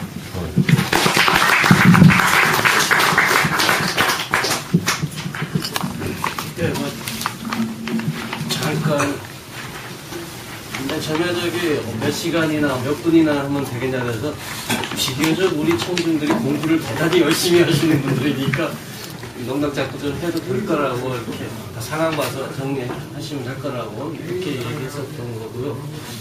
좀 얘기가 뭐 전반적으로 말씀을 좀 많이 해주셨는데, 그래도 뭐 이것과 관련된 어떤 질문이라도 좀 편하게 좀 해주셨으면 좋겠습니다. 지금 한국과 북한하고 북측하고 이렇게 미국이 이제 가까워질 수밖에 없는 뭐 정황과 상황이라고 하는 것은 이해가 되는데, 한국 측 측면에서 보면 굉장히 내부의 경제 문제니 여러 가지 또 도덕적 문제니 뭐 하여간 측면도 있고, 그래서 이 둘이 가까워지는 것을 현 이명박 정부로 보면 별로 좋지 않게 느껴질 것 같고, 이 부분에 관련해서 좀 뭔가 이 국내 문제, 정치 문제도 해결하고 경제 문제도 좀 해결하고 북미 간에 가까워지는 것도 좀 막아내면서 뭔가 파시즘적 맹동 또는 예를 들면 뭐 오히려 서해 NLL 같은 경우에 한번 부딪히는 이런 것들이 이쪽 한국 쪽에서 좀 더 바랄 수 있는 것은 아닙니다. 그래서 좀 더 적극적으로 지금 우리가 오히려 북쪽이 막 전쟁을 얘기를 하는 것은 이쪽에 혹시 그러한 위험성이 있다는 것에 대한 경고의 메시지가 혹시 있는 것은 아닌지, 이런 문제는 어떨까요? 예, 아주 그냥 아까 말씀드렸지만 제가 어젠데 그 사람 이런 자리에서 한번 했는데 또 블로그에도 올리셔가지고 아무튼 그런 건 아까 말씀드렸지만 특히 이제 지금 굉장히 민감한 얘기를 하셔서 그런데 사실 그런 얘기들이 이제 전문가들끼리의 사담에서는 나왔어요. 그러니까 지금 뭐냐면 이걸 한 방에 지금 이제 우리 정부가 지금 딜레마에 빠졌거든. 이게 지금 사실은 이 한미 관계도 있고 북미 관계, 남북 관계, 특히 남북 관계가 어려운 상황에서 북미 관계가 우리 정부가 어떤 반대해도 가까워질 수 있는 이런 소지가 있는 건 사실이거든요. 근데 이걸 한 방에 이걸 해결할 수 있는 방법이 있단 말이에요. 지금 얘기하신 그 부분이에요. 그러니까 이거는 뭐 공식적으로 검토 이런 건 아니고 이제 전문가들 소수가 만나서 이럴 장난할 가능성이 있다. 그러니까 이쪽에서 먼저 하면은 사실은 동시에 풀리거든요. 그렇게 되면 사실 미국도 북미 관계를 쉽게 접근할 수가 없거든요. 그러니까 아까 일부 뭐 보수 전문가들이 얘기하는 건 맞는 측면이 있어요. 왜냐면 미국이 오바마를 기본적으로 아까는 정책에서 말하자면 통합을, 그러니까 동맹 관계에서 일방주의적으로 안 한다고 얘기했듯이 북한하고 접근한다고 해서 한미 관계를 악화시킬 가능성은 없어요. 그러니까 뭐냐면 또, 그러니까 아까 말씀드렸듯이 힐러리가 와가지고 한국하고 양해구하고 터덕터덕하고, 그러니까 다시 말하면 대북 접근하기 전에 또 어쨌든 기존 동맹 관계 설명도 하고 다 할 거라고 보는 거죠. 그러나 자기 하고 싶은 걸 하긴 하겠지만, 그런데 이거를 북미관계 그런 움직임을 막고 남북관계 지금 이 부분에서 지금 북한도 지금 뭐 쉽게 무릎 꿇고 올 가능성도 없고, 또 우리 정부도 제가 이명박 정부의 어떤 정책 결정자를 하더라도 사실 지금 우리 정부가 또 그렇다고 우리가 먼저 대화 제기하고 무릎 꿇고 들어갈 수도 없는 상황이에요. 그러니까 국가를 운영하는 입장에서 보면은 이미 지금은 기회를 놓쳤어요. 작년 하반기, 작년 말, 금년 초에는 이미 기회를 놓쳤다고. 그러니까 제가 혹시 뭐 저의 글 쓴 글을 쭉 추적하시는 분이 있다면 제가 작년 한 8월까지는 계속 주장하다가 9월달 이후에는 이제 우리 정부도 이미 할 수 있는 그걸 상실해 버렸어요. 그리고 우리 정부가 이미 대북 정책 논리를 만들어 버렸습니다. 그러니까 제가 이제 그 현재 정부 쪽인 사람들, 어쨌든 저도 이쪽에 있으니까 사람들 얘기하면서 사실은 제가 한 8월, 7월, 8월까지 주장했던 것은 정부를 비판하는 논리가 아니었어요. 왜냐면 정부가 입장이 없었어요. 대북 정책에 대해서. 그러다가 작년 하반기에 이른바 김정일 건강이상설이 하나의 중요한 근거거든요. 현재 정부. 그러니까 건강이상설, 그 다음에 또 하나는 뭐니까 건강이상설, 조기 붕괴 가능성, 급변사태론, 고로 지금 남북관계의 그 경색의 원인은 남쪽에 있는 것이 아니라 북쪽에 있다는 거죠. 그래서 우리 정부가 어떠한 제안을 하든, 어떠한 뭐 포주기를 하든, 뭐 특사를 하든, 뭐 하든, 북한이 자기 내부 사정 때문에 못 나올 것이다. 그래서 우리가 지금 할 수 있는 일은 뭐냐면, 우리가 할 수 있는 일은 기다리는 것밖에 없다. 북한이 스스로 내부 문제 정리하고 우리한테 대화를 제안할 때까지 우리가 할 수 있는 일이 별로 없다. 그런데 그러면 그 사이에 그러면 우리 정부는 뭘 해야 되느냐? 여기 이제 내부에서의 논리인데, 그럼 그 사이에 할 일이 없잖아요. 남북관계가 강한. 그때 표현 그대로 하면 친북 좌파들을 때려잡아야 된다는 겁니다. 그 사이에. 왜냐면 언제 다시 남북관계가 재개되면은 또 이 부안해동에서 편승하니까 그 사이에 대대적으로 손질을 해야 된다고 하는 게, 그래서 각계 시민단체 뭐 이제 그 다음에 이제 전문가들, 각계 이제 뭐 대북 전문가 이런 사람들 계속 지금 치는 겁니다. 네, 그래서 그 일련의 맥락이 있고, 그래서 제가 이제 그 대사가 지금 그런 분위기에서 제가 저도 하나 걸려 들어가고 있는데, 그런데 이제 아까 말씀드렸듯이 이제 그거는 이제 내부 문제고, 그 다음에 이제 실제로 판에서 이게 상황이 어렵게 돌아갈 수 있는데, 아주 굉장히 날카로운 딴 데서 했던 얘기 그대로 얘기를 하셨는데, 그러다 보니까 이제 오히려 북이 위협을 느낄 수가 있어요. 사실은. 근데 그건 뭐 꼭 그렇다 단정일 수는 없지만, 어쨌든 설사 그런 게 아니라 하더라도 어차피 군사력에서 우리가 압도적으로 우위에 있기 때문에, 핵무기를 제외한 뭐 재래식 군사력은 우리가 우위에 있기 때문에 그런 부분에 대한 이제 우려들이 있죠. 그래서 사실은 뭐 우리가 뭐 북에 전달할 수단은 없지만, 거꾸로 사실 군사적인 문제가 생기면 북이 크게 깨질 수밖에 없어요. 재래식 문제는 상대가 안 되고, 오히려 지금 그 서해상에 문제가 생기면은 지금 우리가 공격할 차례거든요. 좀 말이 좀 그렇지만 99년도에는 북이 당했잖아요. 2002년도에는 우리가 당했거든요. 그리고 제가 알기로는 2004년도, 2006년도에 우리 해군이 한번 저쪽 하려고 그러다가 그 해군 참모총리가 옷 벗은 걸로 알고 있어요. 이쪽에서 지휘 안 받고, 그러니까 이 군인이기 때문에 이 사람들 한번 당했기 때문에 한번 보복하려고 하다가 나중에 이제 그 노무현 대통령이 되니까 2006년인가. 내가 아무튼 그 해군 쪽인 사람, 아는 사람들은 알더라고요. 근데 그런 무슨 사건이 한 번 있었는데, 실제로 이런 벌어지지 않았는데, 그러니까 그런 식의 어쨌든 이제 우리 쪽에 뭐냐면, 우리가 당했다는 그런 게 있어가지고, 군에서 어쨌든 보복을 했다는 게 있어요. 그런 부분들이기 때문에 상당히, 저는 그래서 조마조마하게 보는 게, 북한 애들이 큰 소리 쳤다가 저게 되게 당할 텐데, 잘못하면은. 그러니까 그쪽에서 우리를 조금 건드리는 흉만 내면은 그걸 핑계로 맞을 수가 있어요. 그래서 저는 이제 그런 걸 좀 걱정을 하고 있는, 몇몇 전문가에게 그런 얘기를 한 적은 있다. 근데 뭐 그 자체야 뭐 어떻게 되는지는 저희는 알 수 없지만, 그런 부분들은 뭐 저도 우려는 하고 있습니다. 왜냐면 그 아까 말한 동시에 그냥 풀 수 있는 카드가 돼버리니까.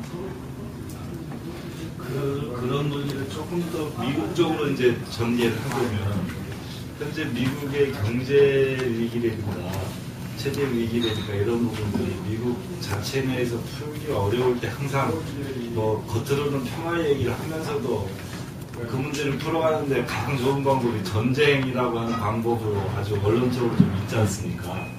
이랬을 때 미국에서 혹시 더 미국도 그러한 생각을 하는 측면, 오바마도 그런 생각을 할 수 있지 않을까? 지금의 전 세계적인 경제 문제를 풀어가는 데 있어서 요 한국의 그 위기 상황. 근데 한반도에서는 전쟁, 그러니까 사실은 이제 그 이란 그 폭격설이 계속 있었거든요. 근데 이제 공식적으로 2007년도 아까 말씀드린 국가정보위원회 보고서니까 이름이 뭐야? 이란의 의도와 뭐 핵능력이 제목이 그런데 우리말로 번역하면 그 보고서 나오면서 이제 잠잠해졌는데 거기서 이제 그러니까 이란의 핵무기 프로그램이 2003년에 중단됐다고 하는 바람에 더 이상 그 명분이 없어졌는데, 그게 밝혀지기 전까지만 해도 이란 공격 얘기가 있었어요. 근데 사실 이란을 공격하는데 제가 알기로는 공격해서 성공하기 어렵다는 게 중론이었고, 그다음에 북한도 마찬가지예요. 그러니까 북한에서 공격해서 이길 것 같으면 했죠, 미국이. 근데 문제는 중국하고 러시아도 국경이 접해 있고, 또 이란도 보시면은 이란도 뭐냐면 뭐 카자흐스탄 무슨 스탄 해가지고 쫙 붙어 있어요. 그 카스피에 건너서 러시아가 있고, 그래서 이 이란은 그 해상 봉쇄가 안 돼요. 그러니까 이라크 같은 경우는 보면 쫙 보시면은 물론 이란이 붙어 있어서 그렇지만 이란은 원래 적대국이니까 그렇고, 이쪽 딱 보면 이란은 봉쇄할 수가 있거든요. 이라크는. 근데 이란은 봉쇄가 안 돼요. 땅도 훨씬 이라크는 또 2,300만밖에 안 되는데 이란은 8천만이거든요.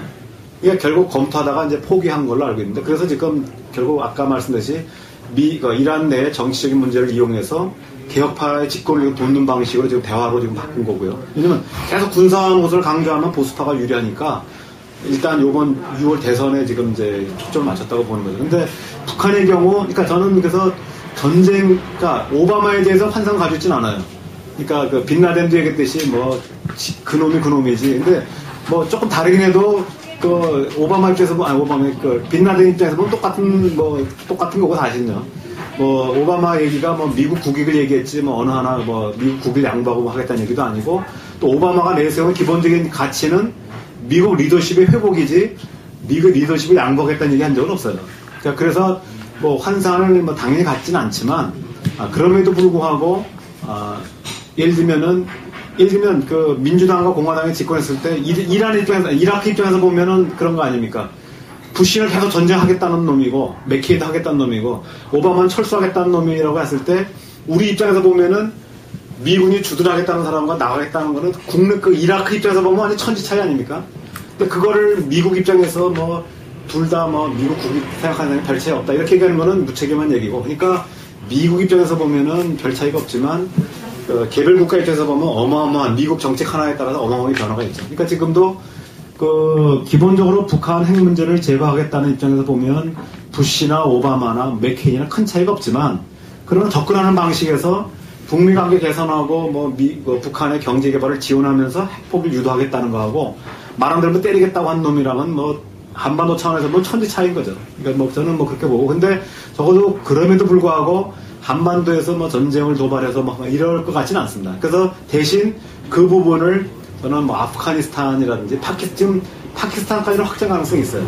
왜냐면 아프가니스탄에서 얘네들이 불리하면 파키스탄 도망가기 때문에 지금 양쪽으로 공격하게 되겠다 이런 얘기 나오기 때문에 확장 가능성은 있지만 새로운 전장을 만들 가능성은 없지 않겠냐. 그래서 그루지아 부분도 그렇고, 지금 이제 작년 8월 달에 라이스가 폴란드하고 체코에 가가지고 MD 배치 서명하고 왔잖아요. 아마 제가 볼 때 그거 폐기할 가능성이 많습니다. 오히려.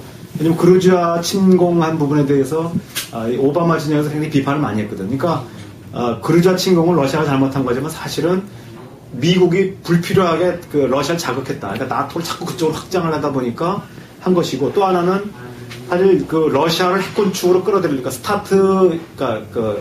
전략 핵무기 감축 조약이 올 12월 9일날 종료가 됩니다.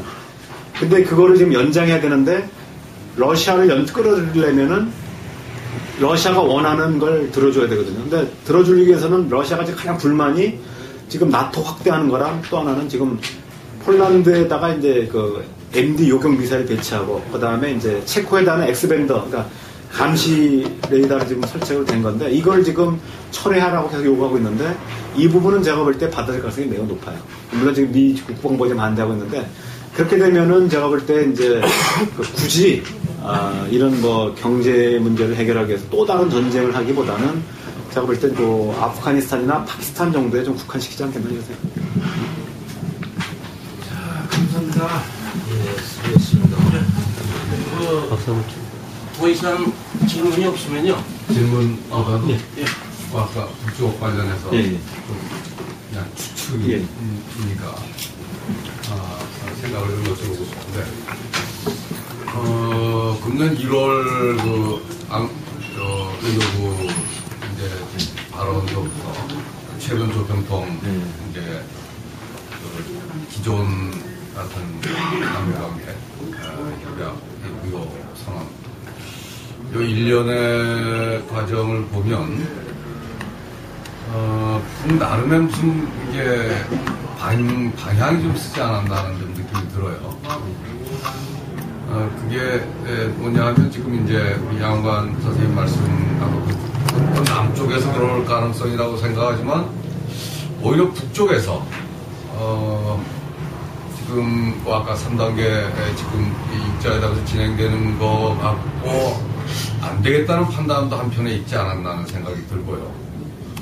그러니까 제일 손쉬운 게 그 한반도를 분쟁지대화 했을 때 오히려 이제 이 핵 문제에서부터 핵 문제 제일 나중에 될 것 같습니다. 북의 입장에서는 그러니까 북미 수교 문제, 하여튼 평화 체제 문제, 평화 협정이겠죠 우선은. 예.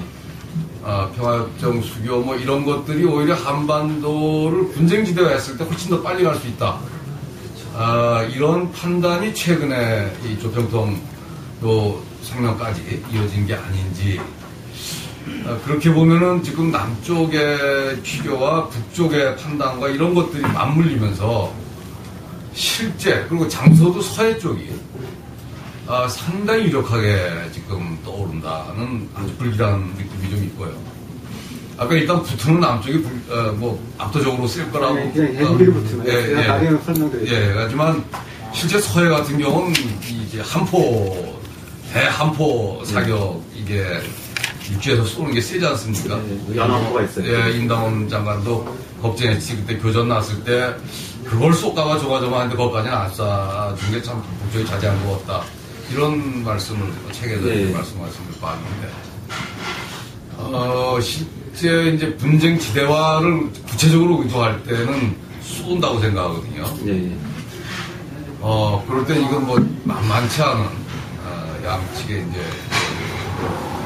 피해가 예상되고, 자, 요럴 때 요런 부분과 이제 오바마 정부와 이 관계가 지금 어떻게 우리가 사전에 예견되는 어떤 뭐가 있다면 민간 차원에서 뭘 어떻게 준비하고 그 다음에 미국 쪽에도 뭔가 하여튼 우리가 요청할 게 있다든가 뭐 아까 뭐 북쪽에 뭐 말씀이 있다 그랬습니다. 북에 대해서도 뭔가 자제 요청이라든가 뭐 등등등등의 아무튼 이런저런 그런 어떤 생각이 혹시 정리된 게 있으시면.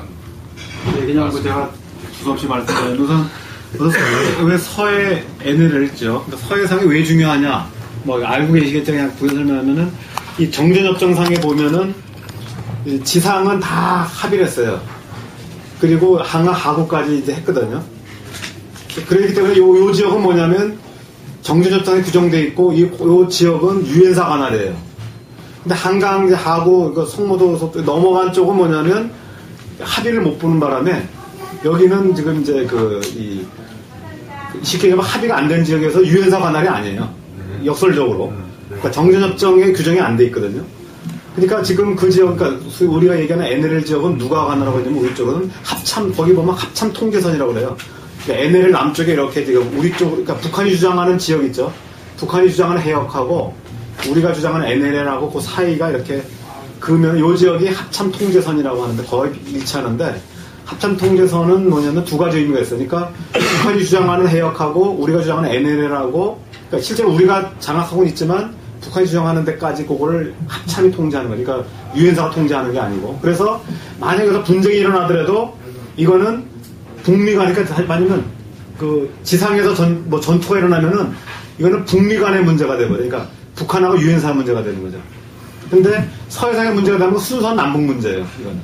그러니까 북한이 여기서 군사 도발하기가 참 좋은 지역이죠. 그러니까 남한만 칠 때, 그러니까 북미 관계를 파탄 안 내고 남쪽만 칠 때, 물론 이제 뭐 전쟁이 커지면 달라지지만 동맹가가 있어요. 근데 어쨌든 이제 작은 전투는 미국 개입하지 않은 상태에서 북미가 그냥 아니 남북 간에 할 수 있는 지역이고 이런 부분이고 또 하나는 뭐냐면 가끔 이제 이미 99년하고 2002년도에 거기 그 충돌이 났던 거는 이게 보통 때는 그 백령도 가는 배도 그래서 거기 그 지역이 또 하나 뭐냐면 북한의 해안포가 도달하는 지역이에요.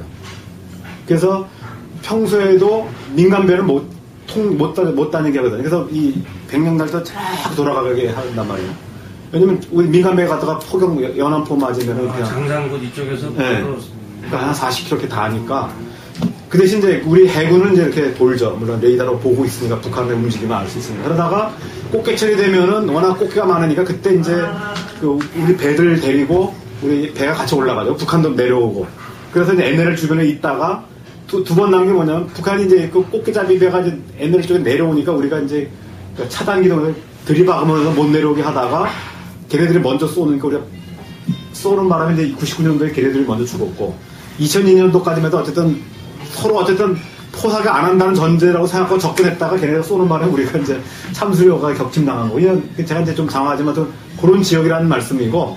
근데 이제 아까 좋은 얘기 말씀하셨는데 그래서 그냥 재래식으로 할 때는 우리가 이제 뭐냐면 이 거리 그것만 안 들어가면 일단 연안포에선 벗어나는데 문제는 뭐냐면 작년 10월 7일 날 굉장히 중요한 그 북한이 군사 실험을 했어요. 그게 뭐냐면 AN2기에서 공대함 미사일 발사 실험했어요. 이 사정거리 100km짜리. 그러니까 지금은 뭐냐면 다 그 지대함 뭐 이런 거니까 대충 땅이 학교도 한 100km 뭐 실크원 미사일 이런 거 다 쏘더라도 지대함인데 지대함은 그러니까 이제 어쨌든 100km까지 못 내려오잖아요. 근데 이 공대지는 이 비행기가 떠서 원하는 데 맞출 수가 있어요. 그러니까 그게 이제 중앙일보에 그 나왔다가 국방부 누가 발설하나 그 찾으러 뒷조사하고 뭐 그랬다고 그러는데 왜냐면 그게 굉장히 북한의 위협이 노출되게 드러난 거예요. 그래서 제가 볼 때는 지금 아까 해안포, 연안포라고 그러죠. 연안포의 위협도 있고 사거리라 이런 데 쏘는 또 하나는 이제 아까 지금 말씀드린 이런 그 공대함 미사일이나 이런 걸 통해서 뭐 공대함일 수도 있고 뭐 여러 형태의 이제 우리가 이제 위협이 노출되어 있거든요. 근데 최근에 북한이 계속 2003년도에 미사일 지도기라고 해가지고 미사일 사령부를 만들었어요. 그래서 얘네들이 지금 동시 다발 훈련을 계속 하고 있거든요. 그래서 또 이번에 대포동 그 무수단이 하나가 표적이 될 것 같으니까 지금 동창리 미사일 기술 또 만들었단 말이에요. 그러니까 북한이 지금 앞으로 전쟁에서는 주로 전략무기 위주로 된 걸 보고 지금 계속 그쪽을 좀 바꾸고 있거든요.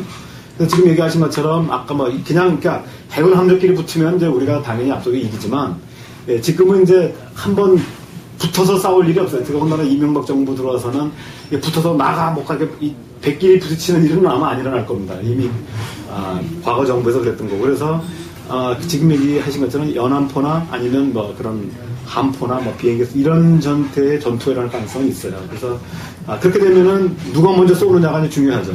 그러니까 우리가 한 작 쏘고 그냥 우리가 보복하기 전에 일이 벌어질 수도 있고 아니면 서로 주고받을 수도 있고 그래서 서해상이 제일 위험한 부분이라고 볼 수 있고 이런 부분들은 지금 사실은 남아 있습니다. 그 다음에 이제 이게 지금 북한이 그 9.16 공동성명 지난번에 남북 기본합의서를 전면적으로 폐기를 했는데 그리고 NLL 부분에 대한 합의 그 남북 기본 합의를 무효화하게 되면은 거기가 다시 이제 분쟁 지역이 되는 거거든요. 그러니까 그때는 뭐냐면 새로운 합의가 이루어지기 전까지 기존의 그 관할 지역을 인정한다 이렇게 돼 있었던 건데, 그러니까 사실은 암묵적으로는 그 당시에 북한이 우리의 그 관할을 묵인한 거거든요. 일단 그렇게 해석하고 있고, 다만 확정된 건 아니었는데 이걸 그 자체를 폐기해버렸기 때문에 그야말로 이제 거기 지역은 이제 정전협정, 이제 앞으로 남북 관계는 군사 관계와 정치 관계는 정전협정에 의해서만 규정되는 관계인데 그거는 서해상은 무규정지대란 말이죠. 그러니까 거기는 이제 언제라도 붙을 수 있는 이런 부분이에요. 근데 그럼 북한이 왜 그랬겠느냐? 아까 이제 말씀하신 게 제가 볼 때는 지금 여러 가지 부분이 있는데 뭐 진짜로 충돌할 뭐 각오일 수도 있고 뭐 또 하나는 이제 역설적으로 보면은 그럼에도 불구하고 6.15 공동선언과 14정상선언에 대해서는 폐기를 안 했단 말이에요. 그러니까 하도 남쪽에서 남북 기본합의서를 기본으로 하겠다고 하니까 아예 그 근거를 부정했을 수도 있고, 근데 그러기에는 상당히 이제 좀 큰 거긴 한데, 또 하나는 이제 오바마 정부와 관련돼서 본다면은 사실은 NLL 규정, 아까 말씀드렸듯이 NLL 이거를 폐지하고 정전협정 상태로 가면 극단적인 이제 분쟁 지역이 되잖아요. 아까 지적하신 것처럼. 그렇게 될 경우, 이렇게 되면은 상황이 극단화되면은 바로 이제 한반도의 평화체제 문제가 등장할 수밖에 없거든요. 그러니까 90년대에 북한이 그 정전협정 무효화 선언하면서 그 판문점에다가 대포도 갖다 놓고 막 그랬잖아요. 그때 그 미국하고 한국이 특히 미국이 급해가지고 제안한 게 저거 한 거 아니에요. 그러니까 사자회담 제안하고 급히 그 유엔사 장성급, 그러니까 유엔사 북한군 장성급 회담이 갑자기 만들어졌거든요. 그러니까 왜냐면 갑자기 정전협정이 무효화되어 버리니까 북한이 무효화 선언해 버리니까 규정이 없어져 버린 거예요. 그래서 새로운 규정을 만들기 위해서 평화협정 논의를 위한 사자회담이 만들어졌다는 거죠. 그러니까 지금 얘기하신 것처럼 북한 입장에서 보면은 모든 문제를 극단화시켜서, 그러니까 다시 말하면 북미 관계가 오히려 대화 국면으로 간다고 한다면 지난번 부시 했던 거에 찌릿찌릿 해가지고 연장선을 하기보다는 아예 2000년 북미 공동 커뮤니케에서 북미 수교 합의했고 다 합의했잖아요. 그러니까 그 당시에 그 당시 표현대로 하면 북미 한반도 평화 보장 체제를 합의했거든요. 북미 수교도 합의했고, 그러니까 바로 글로 가자는 거죠. 그러니까 그런 면에서 본다면 지금 지적하신 것처럼 오히려 북한이 그 부시 8년 동안에 북한이 어떤 굴욕을 당하면서까지 밀고 땡기고 해서 온 거 그냥 다 제끼고 한반도 상황을 다시 특히 남북 간의 합의 부분 무기정 상태로 만들어서 평화체제로 바로 가자. 그러니까 남북 관계는 평화체제나 남북미 관계는 그쵸. 남북미 중관계는 평화체제 문제. 핵 문제에서는 요번에 평명했듯이 육자회담의 연장선상의 3단계가 아니라 바로 핵 군축회담으로 가자. 그래서 북미 간에 그러니까 다시 말하면 아까 말씀드렸듯이 만약에 파키스탄 모델로 간다면 북미 관계 개선하고 미국하고 북한하고 협상하면서 북미 관계 개선과 국제 차관 문제 이런 문제를 바로 미국하고 해결할 수도 있거든요. 그러니까 육자회담이란 틀이 오히려 미국한 가능성이 더 높지 않겠어요? 예, 그러니까 문제거나. 예, 그러니까 북한 입장에서는 육자회담이 오히려 질곡이 될 수가 있거든요. 그래서 그런 부분들은 오히려 나중에 이제 미국이 북핵 문제 보상 체계로 얘기할 수 있는 이른바 삼적대 위협 감소 프로그램, CTR 프로그램 할 때 협조 체제를 마치 캐도처럼 이렇게 넣으면 되는 거지. 그 협의하는 과정에서까지 일본, 한국하고 얘기하고 싶지 않다. 저는 그렇게 볼 수 있을 것 같아요.